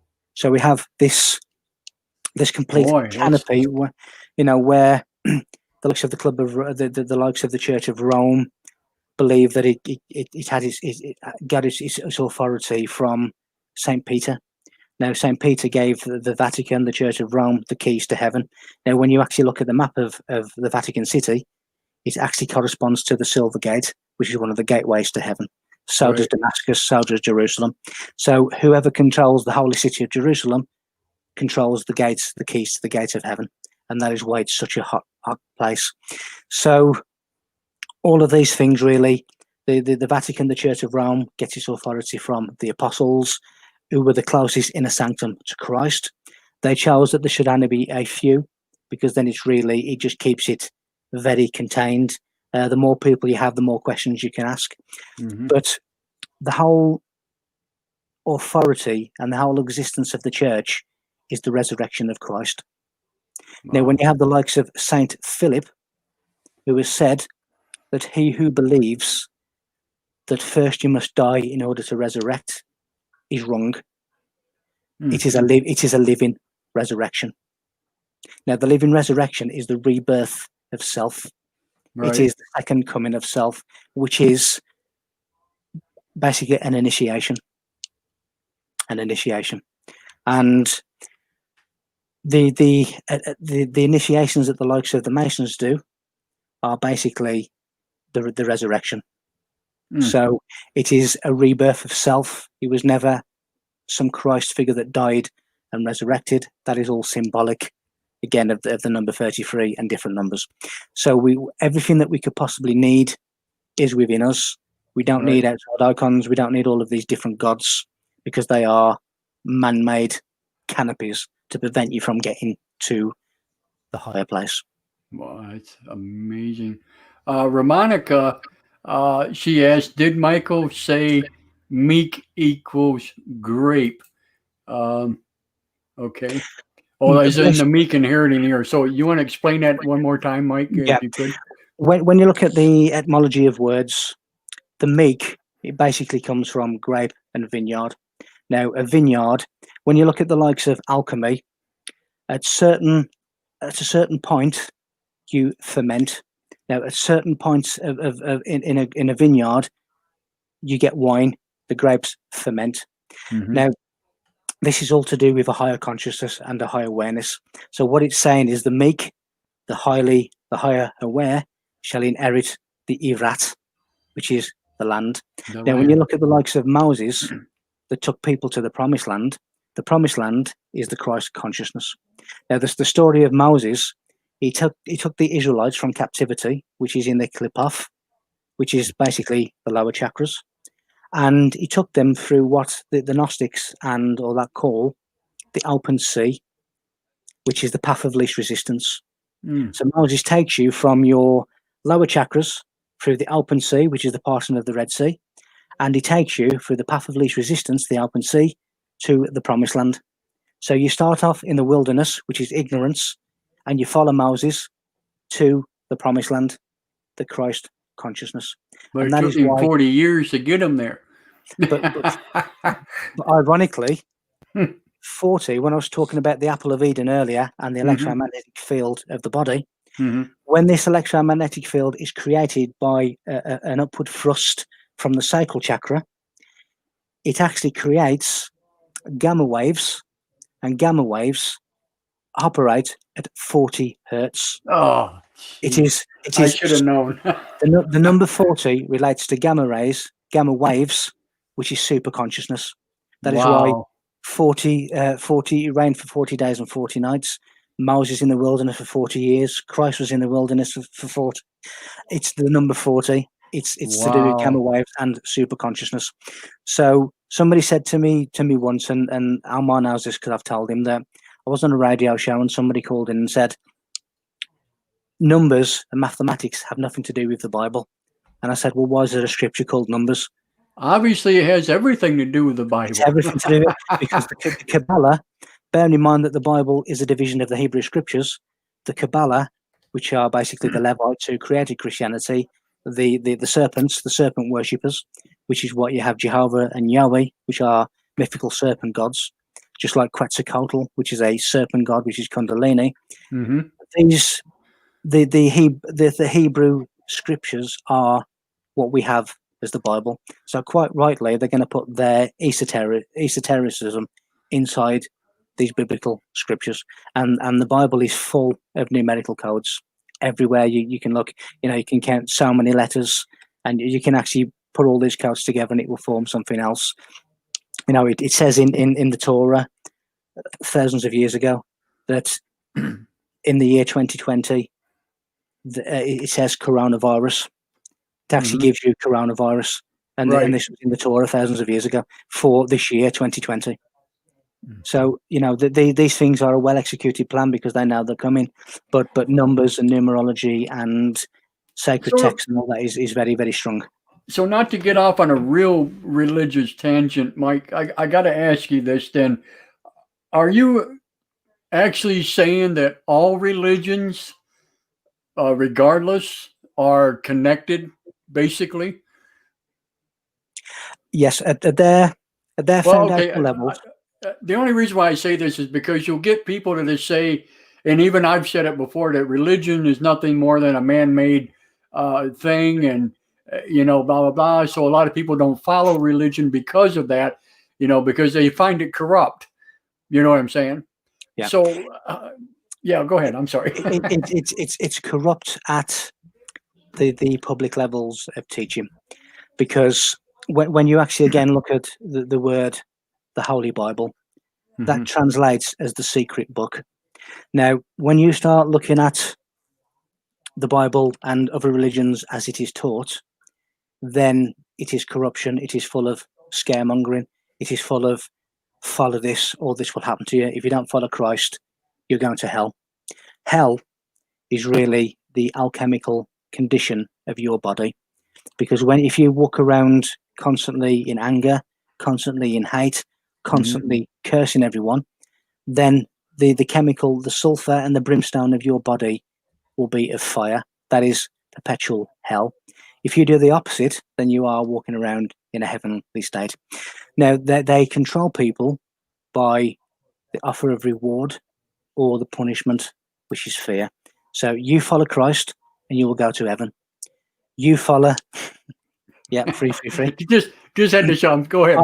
Ironically, again, 333 is relevant to Christ. Christ died age 33 in 33 AD. So again, it's right on cue. Now, 33.3 is the third person. It is the quarter. Sorry, the third. So that is relevant to Christ, who spoke as the third person. So again, right on cue, and these are the kinds of confirmations that they give us. Mhm. So when you are taught at the superficial levels, of course, there is corruption, there is mistruth, there is fear, there is control. When you actually read beyond that and you look at the true esoteric message that has been covered, that has been hidden, that has been encoded and ciphered within, then you actually get to the true meaning. Now, when you get to that level of true meaning, you realize that what it's really talking about is you, and you as a God-like being, you as a fragment of the Creator. But That's amazing. when you have the likes of Constantine, Emperor Constantine of Rome in 325 AD, that decided what people were going to believe, and he removed at least 45 books from the Bible. Right. One of those was the Gospel of St. Thomas. Now, the Gospel of St. Thomas tells you how to connect to the universal force. You have to surround yourself, and by surrounding yourself, it means that you have to believe that you have it. Some people will recognize that as the law of attraction, but that was removed from the Bible because they didn't want people realizing that they can connect to the Creator without the need for bishops and cardinals and popes. So, okay, now that you say that, the Book of Gilgamesh and the other ones there that they found, as we know now today, is the Dead Sea Scrolls, which they claim were all part of the original version of the Bible. So obviously somebody knew that these were important works and they kept them, hoping that someday they would be found again, obviously. So I kind of lost my question here, I guess, but without those particular books or whatever, will that stop people from learning, the whole message, or you know what I'm saying? Yeah, if somebody has the desire to learn the message, then they will find the message. Now, the thing about the likes of the Qumran scrolls, which are the Dead Sea Scrolls that were found in the Qumran caves, some of them were taken by the Knights Templar, and they were hid within Roslin Chapel, and I think I found where that is, where they've hidden them, and I've actually marked out on a map where I think that the Templars hid some of these scrolls. Now, the one of the important things about these scrolls, these sacred Jewish scrolls, is there's one thing that is missing. One extremely important thing that is missing. Now, bearing in mind that I said that the whole reason that the whole authority, the whole existence of the church is based upon the resurrection of Christ. Now, when you look at these sacred Jewish scrolls that were written around about the same time that Christ was supposedly walked on earth, there's one thing that is missing from them, all of them. There is no mention of Jesus. No kidding. No mention of Jesus. Now, bearing in mind, this is the King of the Jews. This is the Son of God who was walking around. There's not one mention in these sacred scrolls of the character we know as Jesus Christ.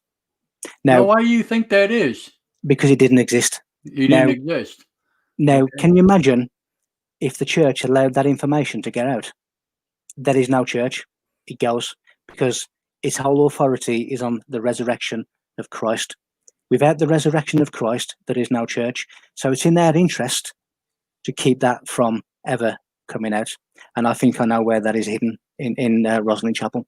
So it's in their interest for people not to know these things. Now, when you look at who wrote these scrolls, it was the same kind of people who were writing these ancient texts of the past that formulated the Bible. Now, the Council of Nicaea had a problem. There was a monotheistic God. Now, Rome was losing its control of the population, so he had to do something, and that something was Christianity. And again, they wished to hide Christianity within Sol Invictus. Hence, Jesus was born on the 25th of December, which is the birth date of Sol Invictus. Mm-hmm. They had a problem at the Council of Nicaea. That problem was, if there's only one God, then how can Jesus be God without being God? Mm-hmm. So they decided that Jesus had to be the Son of God, because then that solved their problem. Mm. The Council of Nicaea solved their problem. The priests solved it. Jesus was now the Son of God. But the Jesus story was used several times before Christ even came onto the scene. Really? And yes, you can look through history. You had Dionysus, you had Mithra, you had just by Horus, different name is what by you're different saying. names. Right. So the prerequisite to Mary and Jesus was Isis and Horus. Mm. And then you have Nimrod, Semiramis in Babylonia. It's all the same story. Born the 25th of December, born of a virgin birth, died of sacrifice. Right. It's all the same story. So by the time you actually get to the story of Christ, it's already been used several times. Wow. So that is why the Bible again. That is exactly why that scholars and people like myself all these years have said that all of these texts and stuff mirror each other because of that. They do. Wow, that makes a lot of sense now. Holy Toledo. That's crazy. Everything mirrors everything else because it's the same people that are writing these things. But if you imagine now that if you and I and all the people watching this evening were asked to go away and describe an event that has happened this evening, now you would basically have multiple versions of the same event written by different people, but we are all describing the same event. Now that is what is happening. So you may have, one person describing this as crimson and another person describing this as red. But in effect, they are describing the same thing. The same thing. Because different people are describing it, they put their own idiosyncrasies, they put their own stamp upon what it is they're describing. But they're all describing the same thing. And really, this is what's happened throughout the whole of religion. So then they are not separate. They are all the same thing by different names. And then again, so I got to ask this, and I'm sorry to bring this out like this, but what do you say to the people that say that religion is corrupt? It's I mean, I know you just covered a little bit of this a few minutes ago, but I guess what I'm asking is, do we still need to follow the religion, or do we need to use it in a different way? I mean, you know what I'm saying? We don't need to follow anything unless we choose to. But you see, because people they call them the people of the book, because they are told that this is the truth and you must believe this version to be a part of this organization. So from that perspective, it is corrupt because it is keeping the true teachings from people. Gotcha. You have the same in all of these different religions. They all telling you that their way is the true way, and you must follow this way, or there'll be consequences for that. But if you do follow it, then you'll be rewarded. So from that perspective, it is corrupt. Sometimes some of the most richest organizations in the world, which is the church, tell you that it's easy for a camel to get through the eye of a needle than it is a rich man to get through to the gate of heaven. Correct. This comes from the richest organization in the world, or one of the richest organizations in the world. The Vatican Church runs commerce law of the world. So business law is run by the Vatican. It has billions at its disposal. So given that, how are they going to get through the gates of heaven, given that philosophy? So what they're doing is they're creating something for people to believe, where in reality there's something much deeper, much more truthful going on that they understand, but the parishioners, the followers, do not. So you don't need to follow religion unless you want to. If people wish to do that, then that is their choice. You know, Mhm. that is their free will. That is their choice. Sure. Yeah. But like anything, isn't it in your interest to find out what it is that you are worshipping and what it is that you believe? Mhm. Now, you know, when you look at the Qumran scrolls, the Dead Sea Scrolls, it tells you that Noah's Ark is really the Great Pyramid of Egypt. Really? Yes. Wow. So, and as I was saying about the Giza Plateau, is the Bible, Mhm. because from Genesis to Revelation, it is covered within the Giza Plateau. Noah's Ark, it tells you in the Qumran scrolls, the Dead Sea Scrolls, that Noah's Ark is shaped as a pyramid. Then when you start looking at all the other things related to the Great Pyramid, you can attribute that to every aspect of the Noah's story. Wow. So that the real Noah's Ark is the Great Pyramid of Egypt, That's remarkable. and that is in the Dead Sea Scrolls. Now, it's not in the church's interest to tell you that either, is it? No, I guess it wouldn't be. Because No. then, you know, all of these famous stories then start becoming, well, falsity. There's a reason that they call the story of Jesus the greatest story ever told. Well, okay. So, and yeah, here we go. You know, now this is making a lot of sense in a sense, but uh, when modern Egypt started, or well, even before that, way back, just beyond touch days or whatever, they changed their uh, religion over to Christianity. Correct? They've changed several times throughout the different dynasties, and what we have now as Christianity is really a future Egyptian theology. Mm-hmm. So when you start looking at the sun worship of Egypt, Mm-hmm. well, when you really look at the heavenly Christ, what is the heavenly Christ? It is the great seed. It is the sun, the solar sun, Mm-hmm. which is the solar man, the Solomon. Now, Solomon. Yeah. when you take that great seed that is born on the 11th of September, 9/11, and you bring that to the body, because everything that happens up there happens in the body. And when you look at medical astronomy, you can see that organs of the body relate to certain stars and constellations. That's medical astrology. So when you look at the sun, which is the solar Christ, which is the great seed, when you start looking at the Christ inside the body, it is also the seed, which is sperm. Mm. Now, the Christ of the body is sperm, the seed. Now, when you start looking at the word Savior, what does Savior mean? It means he who sows the seed. Mm. When you start looking at Nazareth, Nazareth comes from Zara, which talks about seed. When you start looking at Bethlehem, Virgo in the heavens, Virgin, Bethlehem, house of bread, the solar plexus. What is bread? Well, bread is a seed.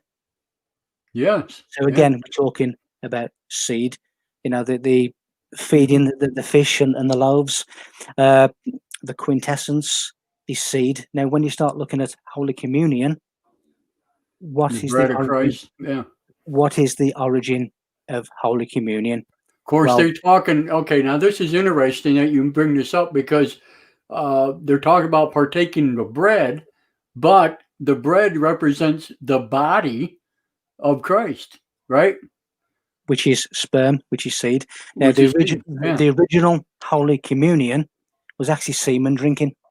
It is called the good chrism, the good Mm. oil, which is semen. So when you start looking at Holy Communion, you look at the blood of Christ and the body of Christ. Well, you're looking at the soma of the mystics, which is the mystical drink of the mystics, which was menstrual blood and semen. Wow. It's called the Holy Fellatio. That is really the origin of Holy Communion. They used to drink menstrual blood and they used to drink semen, which they believed was the elixir of life. There are still tribal rituals to this day that do that very same thing to this Yep. day. And that's Which a is, known fact, folks. I'm not making yep. that up. You can look it up. I forget the actual area, but I believe it's really South Africa or somewhere in that vicinity. but they actually do this particular ritual to this day. Yeah. They do, which is the origin of Holy Communion, which is semen drinking, the good oil, the holy fellatio, all that. And when you then start looking at menstrual blood, you then start looking at the Holy Grail, which is the womb.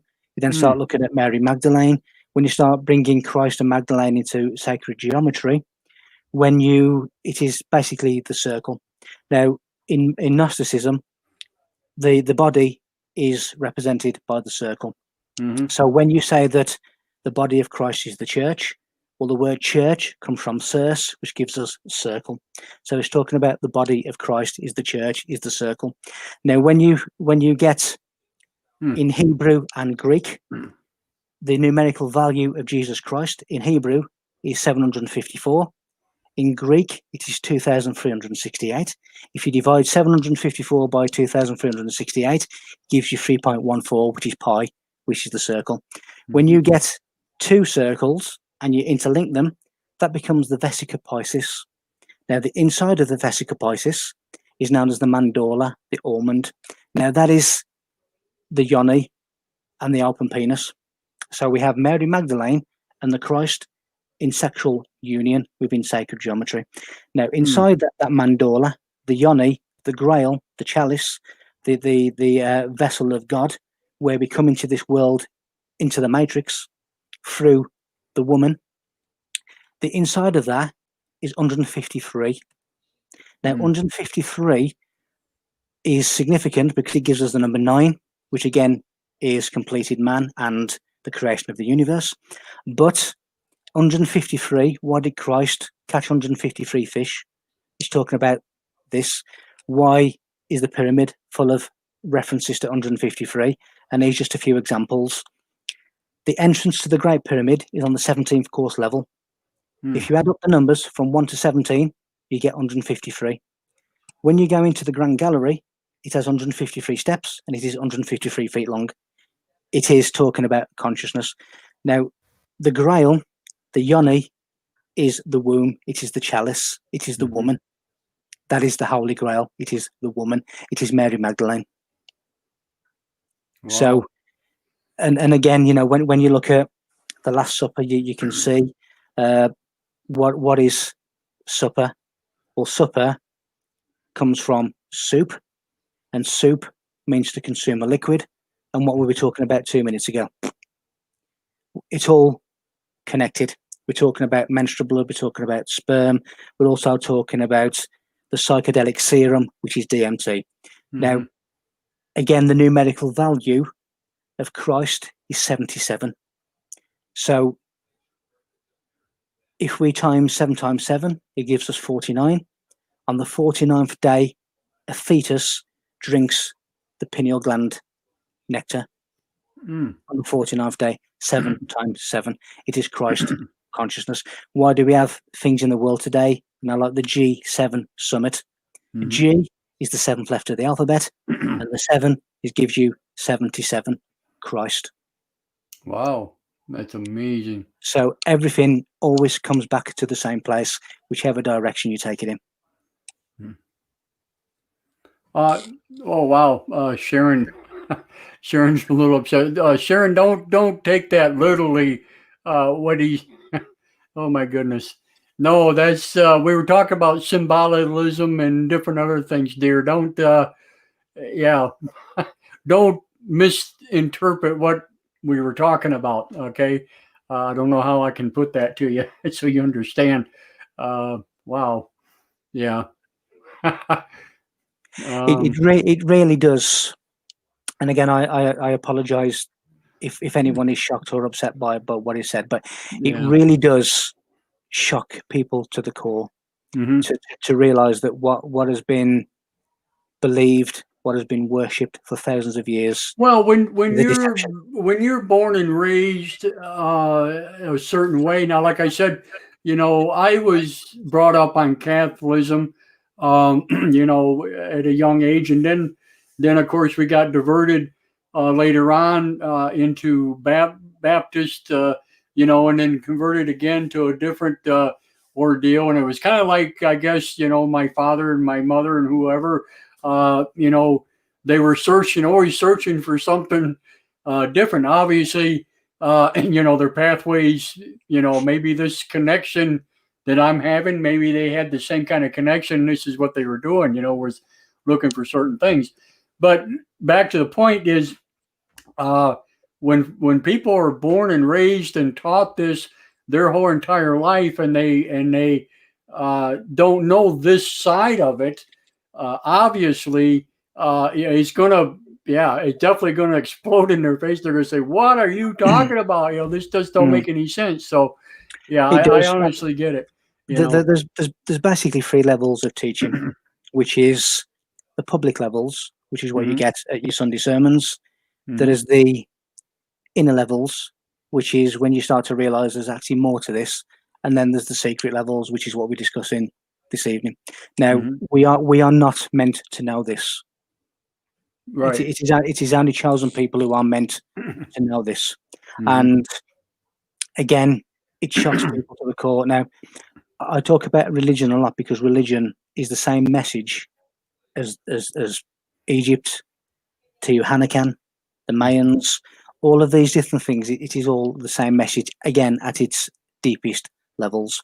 Now, the message every culture had its religion, right? I mean, regardless, no matter what you look at or how far, I am sure that first man must have had some form of, maybe not religion as we know it, but some form of spirituality. I mean, obviously, they drew on cave walls and they painted certain things, so they had some type of guide, spiritual guidance or something, was going on there. Absolutely. So, there's cave walls thousands of years old that clearly depict ETs. When you look at some of the Egyptian carvings inside, you can clearly see extraterrestrials mingling amongst the Egyptians. So there's always been this connection that they speak of people from other places, giving them information, giving them mathematical sequences. That has been documented as having contact. So there's always been a belief system. But if you are intent on keeping that belief system to a certain few people, and you don't want the rest of the world to know what you know for different reasons, whether that's through you think it makes you more powerful than them because you know more than them, or whether or not you wish to keep your sacred knowledge a secret because it could be misused by people who don't know how to use it correctly. Whatever reason, if you wish to keep that secret, then the best place to do it is hide it in plain sight. Now, what they did in relation to that, it's like when the American military in the past had brought out brand new jet fighters and superior jet fighters. They've actually exhibited them at air shows on the ground, right in people's face.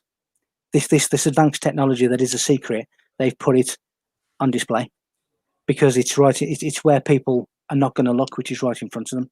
Now, if you wish to conceal this, you will conceal it within a story, or you'll encode it, but only the people who understand those codes will understand the real story. Everybody else will believe something else. So what I'm saying is that man has always had a belief system, and man probably always will have a belief system. But what the vast majority of people are being taught is not the original message. And in fact, it bears little resemblance to the original message. Now, if people wish to follow Islam or the Mithras, or it really doesn't matter, right? Because that's up to them. That is their choice. That is their life. But for me, it's important. For me, it's important that people understand. People understand that really all of these things are referring to you, and to you as a fragment of God, a fragment of the Creator. And because you are a fragment of that Creator, you are already enlightened. What all this is doing is you are returning to enlightenment because you are already enlightened. Now, whether you wish to go to the Great Pyramid or the Sphinx of Egypt or Tikal, the Mayans, or Teotihuacan or Quetzalcoatl, It matters not, because they were all telling you the same thing. The same story. Yeah. The same story, but in just different ways. Right. And that is, you are the creator. You are full universe. circle. That's basically what you're looking at, right? It is. Well, yeah. The thing is, when everything is a cycle, then it is a full circle. Now, when you look at, when Zachariah Sitchin and the like tell you that the orbit of Nibiru was 3,600 years. Now, what that's really telling you is the Sumerians wrote 3,600 as a gigantic circle. That is how they wrote 3,600 as a circle, because they're talking about what is known as the circuit of the dragon. And when you see the wheel with 8 spokes, that is really the circuit of the dragon. Now, what the circuit of the dragon is, again, it is a cycle, an orbital cycle. Now, some people say that this is a nemesis, but what I've discovered is really this orbital cycle is a return to a golden age, a return to an enlightened state. When I couple that with codes that have been found in the Great Pyramid and I've deciphered them, the Great Pyramid represents the future. The future of humanity is of a golden age, of a return to this enlightenment. So regardless of anything else, if it is ordained, if it's within the gigantic spinning hamster wheel of the universe, it will happen. Right. Regardless of who tries to put something to stop the spokes, it will happen. It will happen. Because it's been ordained by a truly phenomenal mathematical force. So it's not for people to get upset. It's not for people to worry. What I'm trying to do is actually release people of these chains. Now, we spoke a lot about religion tonight. We could have spoke a lot about something else, but it would have been the same. It would have been the same conversation. The same conversation, in a different format, because they're all talking about the same thing. So what I'm saying is, you are sovereign. You are supernatural. You are a fragment of a universal creator. You do not need a brick building to allow you to get to where you belong to be. Because what they have done, in the same way as they're putting these things in the Van Hellen belt to try and disrupt the electromagnetic field of Earth, you have the likes of bishops and popes and vicars who are doing the same, but they're putting a canopy above you, saying that you can only get to these things through us. And that is not correct. So that's why I'm getting these messages then, basically. You're being communicated with to say that you are doing the right thing, and these messages, these numerical sequences, because there are numerous of the same number, it is coming to you with highly significant greater power. And it is giving you a message within the numbers. Every number has a frequency, every number has a geometry, every number has a message. And that is why you're getting them, I'm getting them, lots of other people around the world are getting them. Sometimes I walk past people and they are having this exact conversation. Why do I keep seeing 11 everywhere? I'm serious. I think every show I've done in the past few months, the past year, I've talked about this, and I've always said, if anybody out there knows or can help me or whatever, let me know, because it was literally driving me insane. I mean, seriously, it's remarkable. As I say, if you fly to Japan or fly to China or fly to Germany, don't be surprised when they speak in their native tongue. But the language of the universe is numbers. Numbers, sure. And because we are the universe, I mean, even the word universe means one verse. And what is a verse? It is a metrical rhythm. What is a meter? 3.3. 3.3, yeah. Which again, the consciousness, meterai, which is how we measure consciousness within the universe. 3.3, 33. Wow, that's remarkable. So everything is a numerical sequence, or everything is a geometric frame of reference. Which is, if I travel from Sirius to Orion, how do I know how far that is? How do I know how far I've travelled. How do I know how long it has taken me by time, which is always numerical. Right. Oh, that's remarkable. So time really is a measure of time and distance and speed. Speed and distance is measured by time. Wow. Amazing stuff. Wow, Mike, you really you've done your homework, man. No doubt about that. Unbelievable. Wow. What a deal. I don't know what to say. I'm so overwhelmed. I'm really going to have to I'm gonna have to rewatch this show and myself and just wow, there's just so much there. Unbelievable. What a big picture. It is, but the essence of that picture is you and me. Everybody is watching. Everybody that exists. Yeah, that really is the center of the frame of the picture. Absolutely. Wow. And that is really what all of these things of the past are really telling us. We had a couple other questions here. One that's not really related to what we're talking about. Jamie, hello, Jamie. How are you, dear?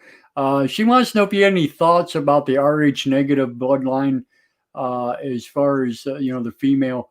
Now, I always said, and I'll just throw my 2 cents in, that it was basically passed on to stop the inbreeding through different species of human. Whether or not I was right about that or not, I don't know, but that was just my thought on it. Do you have any ideas on that? Is there a different connection? Well, rhesus negative is a blood type that is not found anywhere else on Earth. Now, you find that all the rulers of planet Earth are rhesus negative, but it's only 5% within a very small percentage of humanity who are rhesus negative that are controlling the Earth. Now, because, and even scientists in Kazakhstan and Russia now are discovering that human DNA has been programmed elsewhere other than Earth. So it's quite clear that we are not from here. Now, when you couple that with the physical body being from the Orion Nebula, humans really are not from Earth. We ended up here.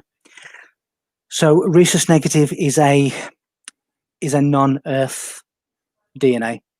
You can trace other blood types, other genetics to a terrestrial origin, but you cannot trace rhesus negative to a terrestrial origin because it doesn't come from Earth. It's also a reptilian bloodline as well. Now, again, that's nothing to be shocked or worried about because there are many different species of reptilian extraterrestrial. Right. Yeah. They're obviously the draconians. There are other ones that are not so dominating or not so negative, but the rhesus negative is a bloodline that is not from Earth, and it can't be traced back to Earth. So it is somewhere from somewhere else. But rhesus negative is part of the control system of the planet, because those who control it are within the small percentage of a very small percentage of the rhesus negative population. Wow. Well, Jamie says, I am RH, probably why I'm so bossy. It's funny. Oh, Lord. Yes. Let's see here. Omar wanted to know, let me find out here. What was it he said here? I'm sorry, Omar. I got to go back here and look here.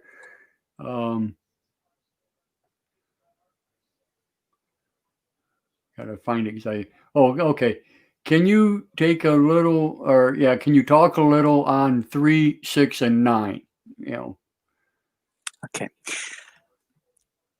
3, 6, and 9 are beyond third dimensional numbers. And when you look at the likes of Nikola Tesla that said if you knew the magnificence of 3, 6, and 9, you would have the keys to the universe. When you look at vortex mathematics, you'll see if you put all the numbers from 1 to 9 around a vortex mathematics formula, you will see that 3, 6, and 9 are beyond the other numbers because they are out of the third dimensional sequence. But 0 to 9 gives us vortex mathematics, but also gives us the torus.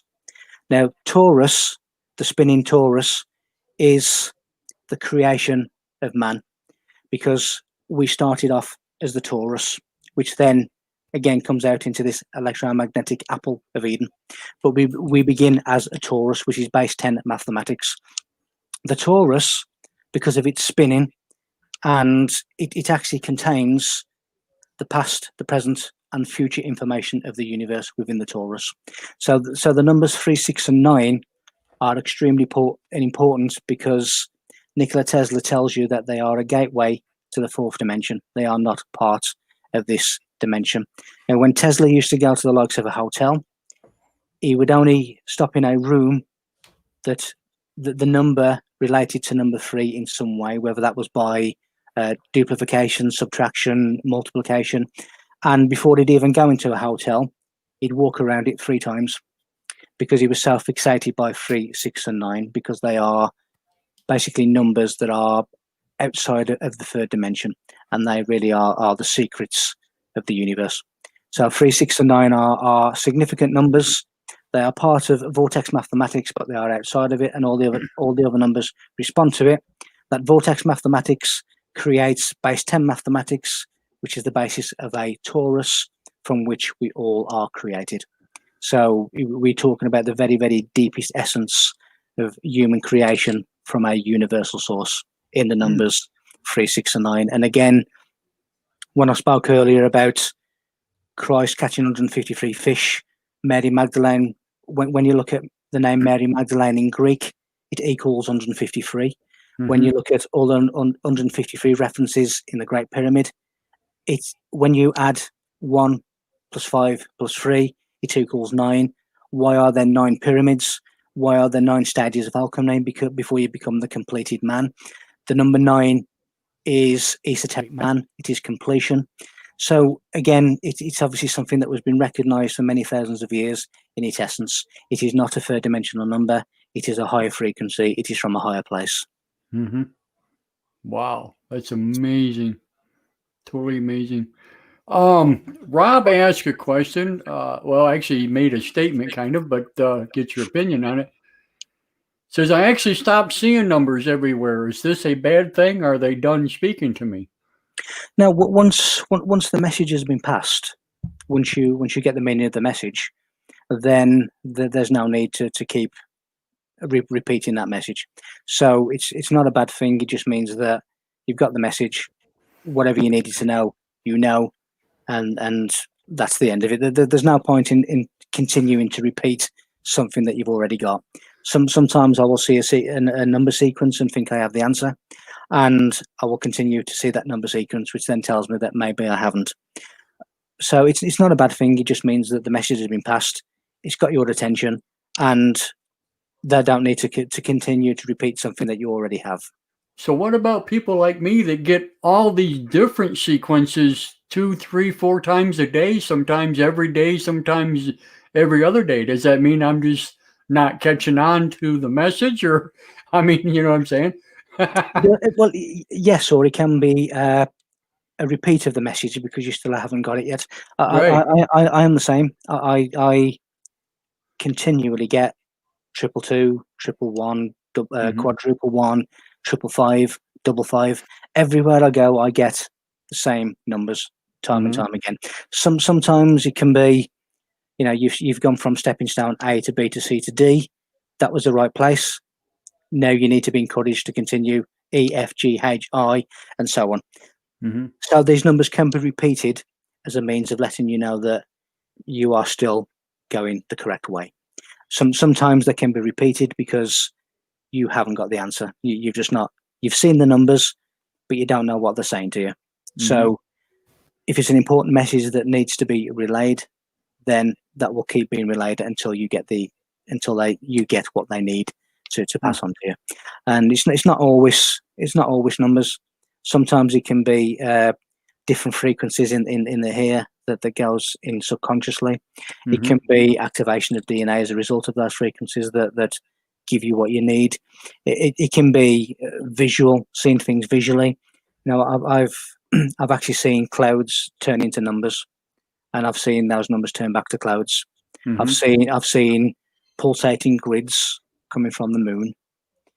So when you start looking at, again, frames of reference, Einstein's theory of relativity, everything is a frame of reference. Everything is a mathematical. Everything is a sacred geometric frame of reference. How do I get from here to there? Well, I can map it out through sacred geometry of the universe. Wow, that's amazing. You will always get numbers, because that is the universal language. And as I say, I've seen everyday objects turn into numbers. So, wow.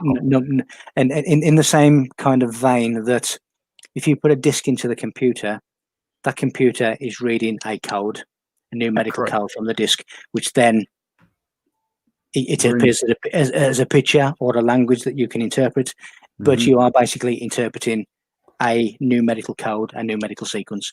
Now, the brain is the most complex computer there is.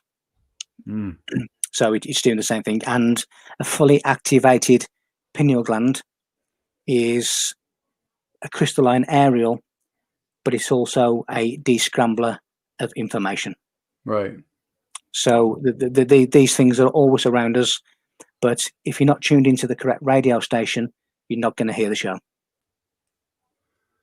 That's amazing. Dave Rooker says, every time I see 11:11 on the clock, I ask a question to the universe. Sounds silly, but it sounds like a habit now. But it's like a habit now. Dave, I'm with you, brother. I don't know how many times I've sat there on the couch, just like now. You know, I just showed you the 333 that I just got, you know, a little while ago. But I always look up and I'm like, what is it? You know, I kind of feel like that movie we were talking about, Close Encounters of the Third Time, you know, third kind, where he's doing the mashed potato thing and he's like, this means something, but I just don't know what it means, you know, and it drove me nuts, right? Same kind of thing. I mean, it's just, you know, I laugh about it, but it's you know, wow. Yeah.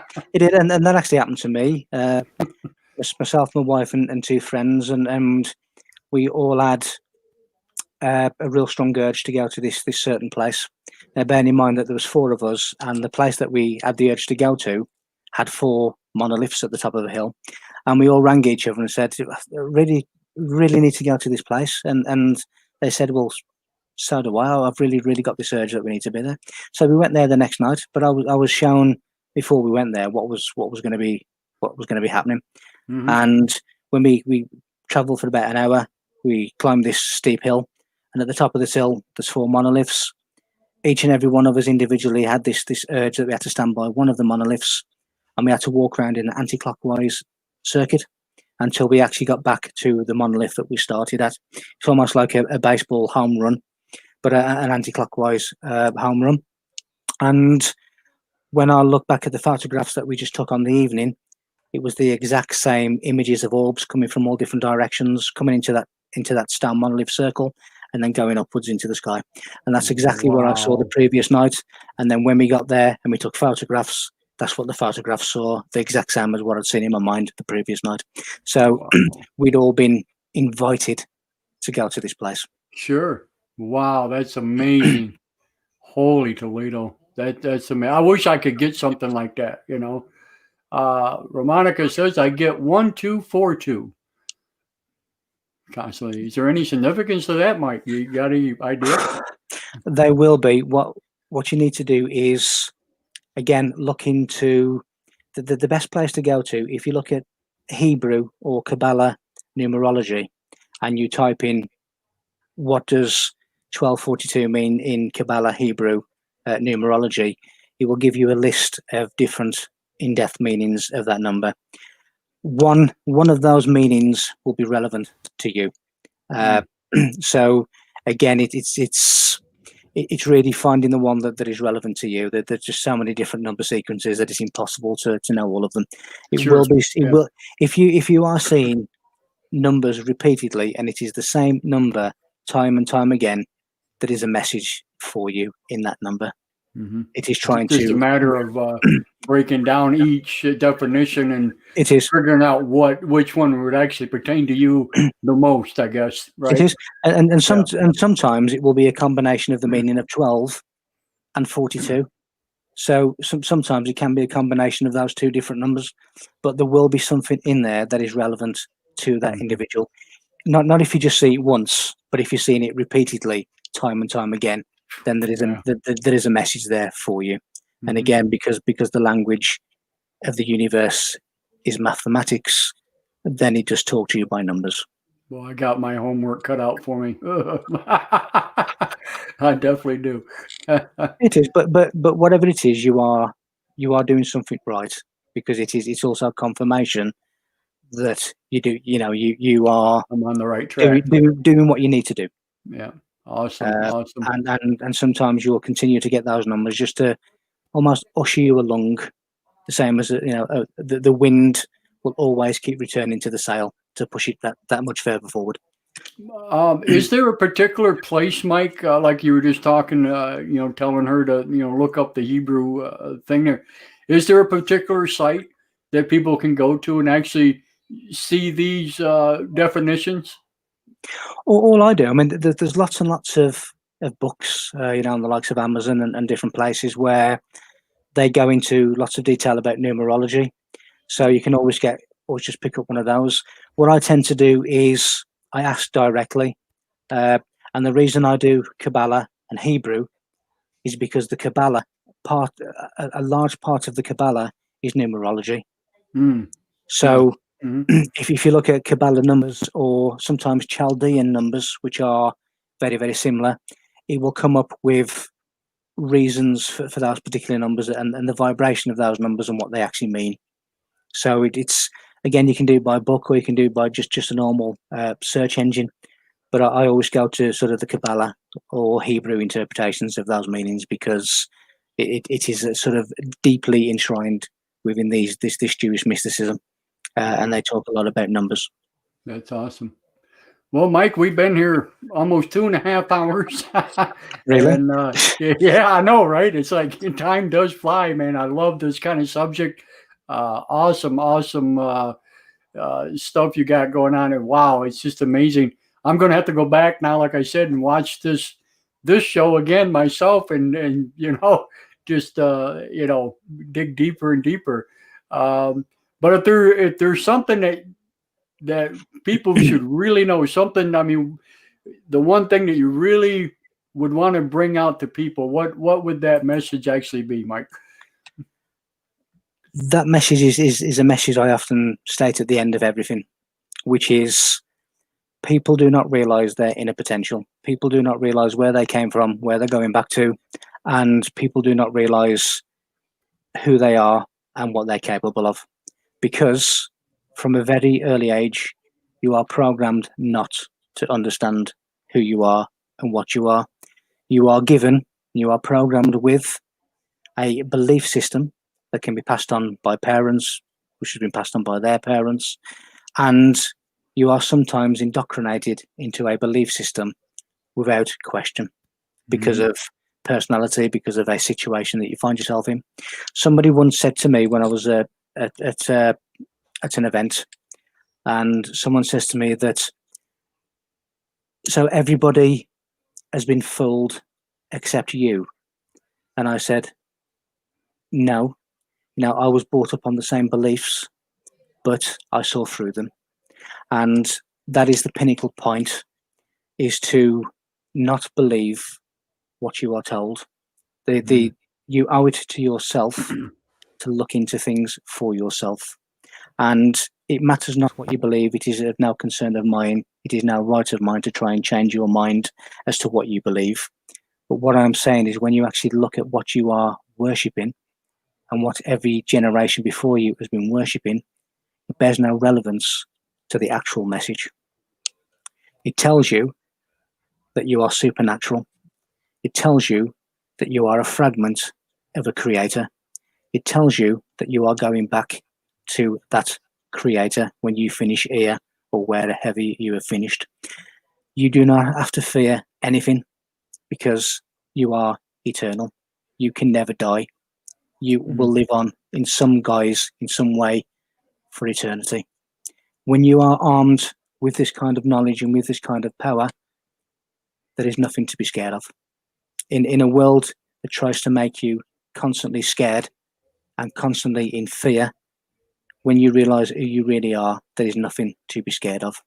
And that really is probably the most important message that I can pass on. Everybody here is brilliant.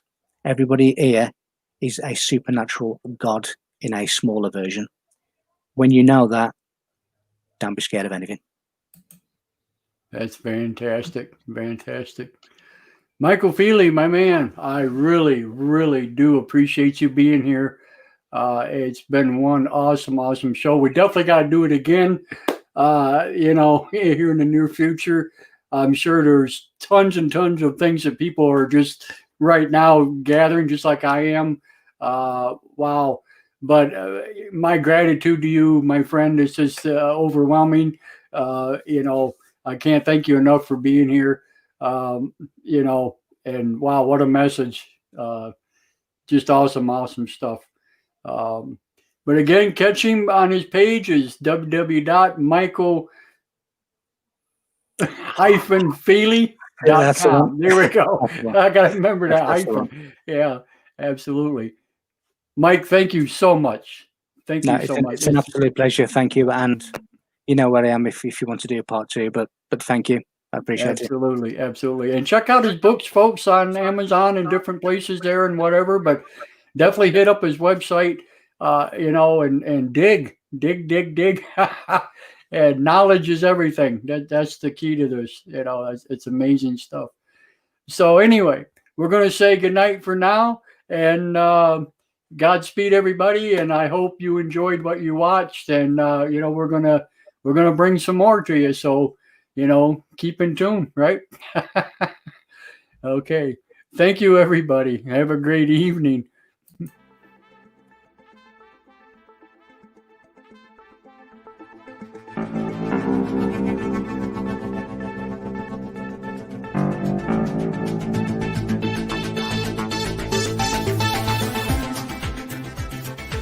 I want to thank you all for listening to Closer Encounters. Please remember to like, follow, and share. And until we meet again, keep your eyes to the skies. Thank you.